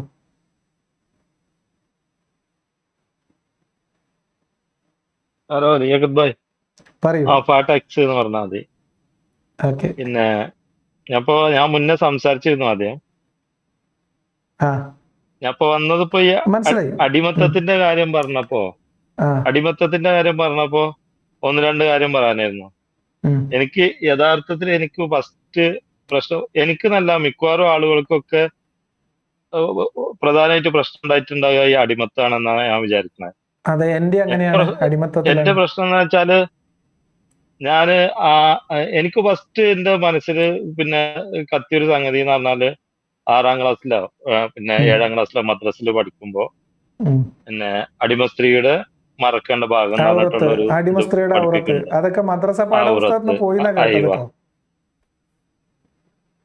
അപ്പൊ അല്ലാതില്ല ഇല്ലാന്നാ കേട്ടത്. അത് ഞാൻ പഠിക്കുമ്പോ ഉണ്ടായിരുന്നു. ഞാൻ പഠിച്ചിട്ടുണ്ട് 6ാം ക്ലാസ്സിലാണ്. അതെ അതെ. പിന്നെ അപ്പൊ അത് പറയാൻ കാരണം സ്ത്രീക്ക് അതെ, അതിപ്പോ ഞാൻ പറയാൻ കാരണം ഇത് കുറച്ചു മുന്നായിട്ട് പിന്നെ നമ്മളെ അക്ബർ സാഹിബിന്റെ ഒരു വീഡിയോ കാണാനുണ്ടായിരുന്നു. അപ്പൊ അതിന്റെ ചോടെ ഞാനിങ്ങനെ ഒരു മെസ്സേജ് ചെയ്തു. ഈ പിന്നെ മൂപ്പരയില് പറയുന്നുണ്ട് സെക്ഷലായിട്ട് അടിമ സ്ത്രീയുടെ ലൈംഗിക പൂർത്തീകരണം നടത്താനുള്ള അനുവാദം ഉടമസ്ഥന് കൊടുത്തു എന്നുള്ള രീതിയിലുള്ള ഒരു ഇതാണ് അയാൾ വെക്കുന്നത്, വാദാണ് വെക്കുന്നത്. അതെ അതെ. അപ്പൊ ഞാൻ അതിന്റെ ചോടൊരു കമന്റ് കൊടുത്തു. അങ്ങനെയാണെങ്കിൽ അടിമ പുരുഷന് ലൈംഗിക പൂർത്തീകരണം നടത്താൻ ഉടമയായ സ്ത്രീക്ക് അനുവദിക്കുന്നുണ്ടോ എന്ന് പറഞ്ഞിട്ട് ഞാനൊരു കമന്റ് കൊടുത്തിരുന്നു ഈ വീഡിയോയുടെ ചോടെ. അതായത് മനസ്സിലായല്ലേ? പുരുഷന്റെ പോട്ടെ, അടിമയായ പുരുഷനങ്ങളെ ഒഴിവാക്കി വിട്. ഞാൻ ചോദിക്കുന്നത്, സ്വതന്ത്രനായ ഒരു മുസ്ലിം, ആ മുസ്ലിമിന് കല്യാണം കഴിക്കാനുള്ള മഹറുള്ള പൈസ ഇല്ലാന്ന് വിചാരിച്ചു. അയാൾ എങ്ങനെയാണ് അദ്ദേഹത്തിന്റെ പൂർത്തീകരണം നടത്തുക? ഇയാൾക്ക് അടിമ സ്ത്രീനെ വാങ്ങാനുള്ള പൈസ ഇല്ല, മഹർ കൊടുക്കാനുള്ള പൈസ ഇല്ല. അപ്പോ ഓലോട് പറഞ്ഞാൽ എന്താ അറിയോ? നിങ്ങൾ നോലുമ്പ് പറ്റാളിന്നാണ്. അപ്പൊ നോലും പോറ്റാല് ഈ പിന്നെ ഇതിനെ കുറിച്ചുള്ള ചിന്ത പോകുമല്ലോ. അപ്പൊ ഞാൻ ഈ മെസ്സേജ് ടൈപ്പ് ചെയ്തതോടുകൂടി അതിന് റിപ്ലൈ ആയിട്ട് ഒരുപാട് മെസ്സേജ് വന്നു. എനിക്ക് കുറെ തെറികൾ ഉണ്ടായിരുന്നു. പിന്നെ അതിന്റെ പുറമെ എന്താണ്, ഇന്ന് അടിമത്തം എന്ന് പറഞ്ഞൊരു സംഗതി നിലനിൽക്കുന്നില്ലല്ലോ, പിന്നെ ഈ ചോദ്യത്തിന് എന്താ പ്രസക്തി ഉള്ളത് എന്നൊക്കെ ചോദിച്ചു ഒരുപാട് കമന്റ് വന്നിരുന്നു. എല്ലാത്തിനും ഞാൻ ഈ 6ാം നൂറ്റാണ്ടിന് ശേഷം ഒരുപാട് നൂറ്റാണ്ടുകൾ കടന്നു പോയിട്ടുണ്ട്. അല്ലേ? ഈ 19ാം നൂറ്റാണ്ട് 20ാം നൂറ്റാണ്ട് വരെ ഒരുപാട് കാലങ്ങൾ കടന്നു പോയിട്ടുണ്ട്. ഇപ്പോ ഞാൻ അതിലൊരു ഉദാഹരണമായിട്ട് എനിക്ക് വന്നൊരു കമന്റിന് ഒരു മാന്യമായിട്ട് ഒരു കമന്റ് വന്നിരുന്നു. അതിന് ഞാൻ മാന്യമായ രീതിയിൽ അങ്ങോട്ട് ഒരു ക്വസ്റ്റ്യൻ കൊടുത്തു. അതായത് ഇപ്പൊ താങ്കളൊരു 17-ാം നൂറ്റാണ്ട് ഹലോ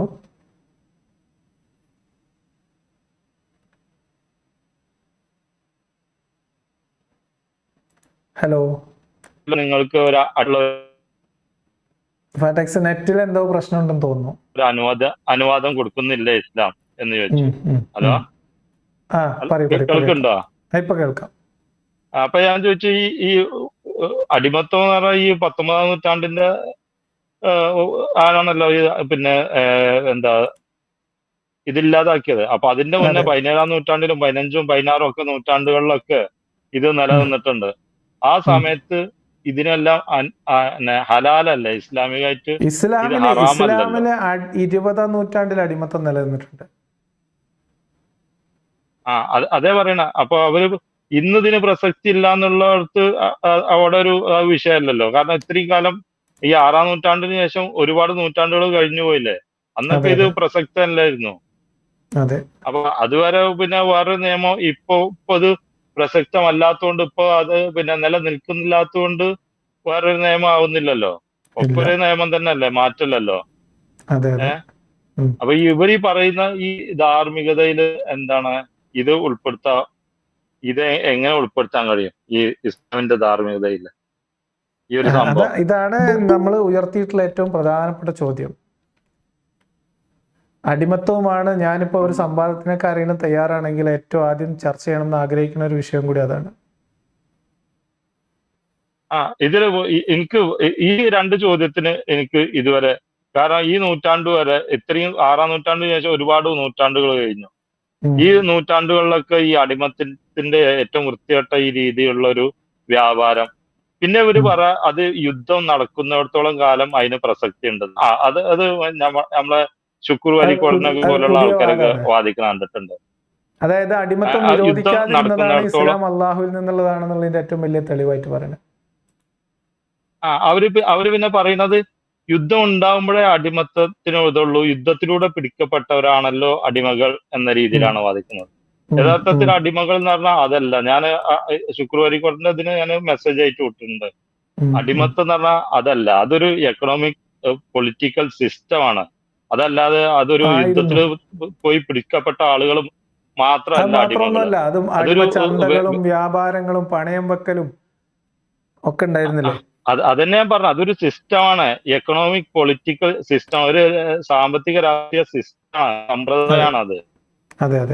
അതല്ലാതെ ഈ യുദ്ധത്തിൽ പിടിക്കപ്പെട്ടവര് മാത്രം അടിമകളാകുക എന്നുള്ളതല്ല. വ്യാഖ്യാനിക്കാണ് ശ്രമിക്കുക. യുദ്ധം ഇല്ലെങ്കിലും ഇനി നൂറ്റാണ്ടുകളോളം സമാധാനത്തോടെ ജീവിക്കുകയാണെങ്കിലും ഒരു ഇസ്ലാമിക രാഷ്ട്രത്തിൽ അടിമകൾ ഉണ്ടാവാനുള്ള സാധ്യത 100% ഷുവറാണ്.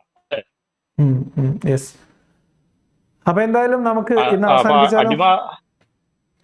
കുറച്ച് അധികം പോയി. നമുക്ക് വീണ്ടും ഈ വിഷയം അടിമത്തൊക്കെ നമ്മൾ പ്രത്യേകമായിട്ട് തന്നെ ചാറ്റ് വിത്ത് മുർത്തത്തിൽ വീണ്ടും സംസാരിക്കാമെന്നാണ് വിചാരിക്കുന്നത്. ഓക്കെ. ഈ അടിമത്തം എന്ന് പറയുന്നത് ഒരിക്കലും ഈ പറഞ്ഞതുപോലെ, നിങ്ങൾ പറഞ്ഞതുപോലെ അതൊരു യുദ്ധ തടവുകാരാണ് എന്നുള്ള ഒരു ന്യായത്തിൽ ഒതുങ്ങുന്ന സാധനമേ അല്ല. അതൊരു സോഷ്യോ പൊളിറ്റിക്കൽ സിസ്റ്റമായിരുന്നു. അതിൻ്റെ എല്ലാ സാധ്യതകളും മുഹമ്മദ് നബി പരമാവധി പ്രയോജനപ്പെടുത്തിയിട്ടുണ്ട് എന്ന് നമുക്ക് ചരിത്രത്തിൽ കാണാം. വിശദമായിട്ട് നമുക്ക് പിന്നീട് സംസാരിക്കാം. ഫാറ്റക്സ്, താങ്ക് യു. ഓക്കെ. അപ്പോൾ എന്തായാലും നമ്മൾ ഇന്നത്തേക്ക് അവസാനിപ്പിക്കുകയാണ് ചാറ്റ് വിത്ത് മുർത്തദ്. നാളെ നമുക്ക് മറ്റൊരു വിഷയവുമായിട്ട് വീണ്ടും കാണാം. ഇനി അയ്യൂബ് ഉസ്താദിൻ്റെ ഇന്നത്തെ വീഡിയോ വിശദമായിട്ടൊന്ന് കേൾക്കണം. അത് കഴിഞ്ഞിട്ട് നാളെ നമുക്ക് ആവശ്യമെങ്കിൽ അതിൽ നിന്നൊരു ഭാഗമോ അതല്ലെങ്കിൽ മറ്റൊരു വിഷയവുമായിട്ട് നാളെ വീണ്ടും വരാം.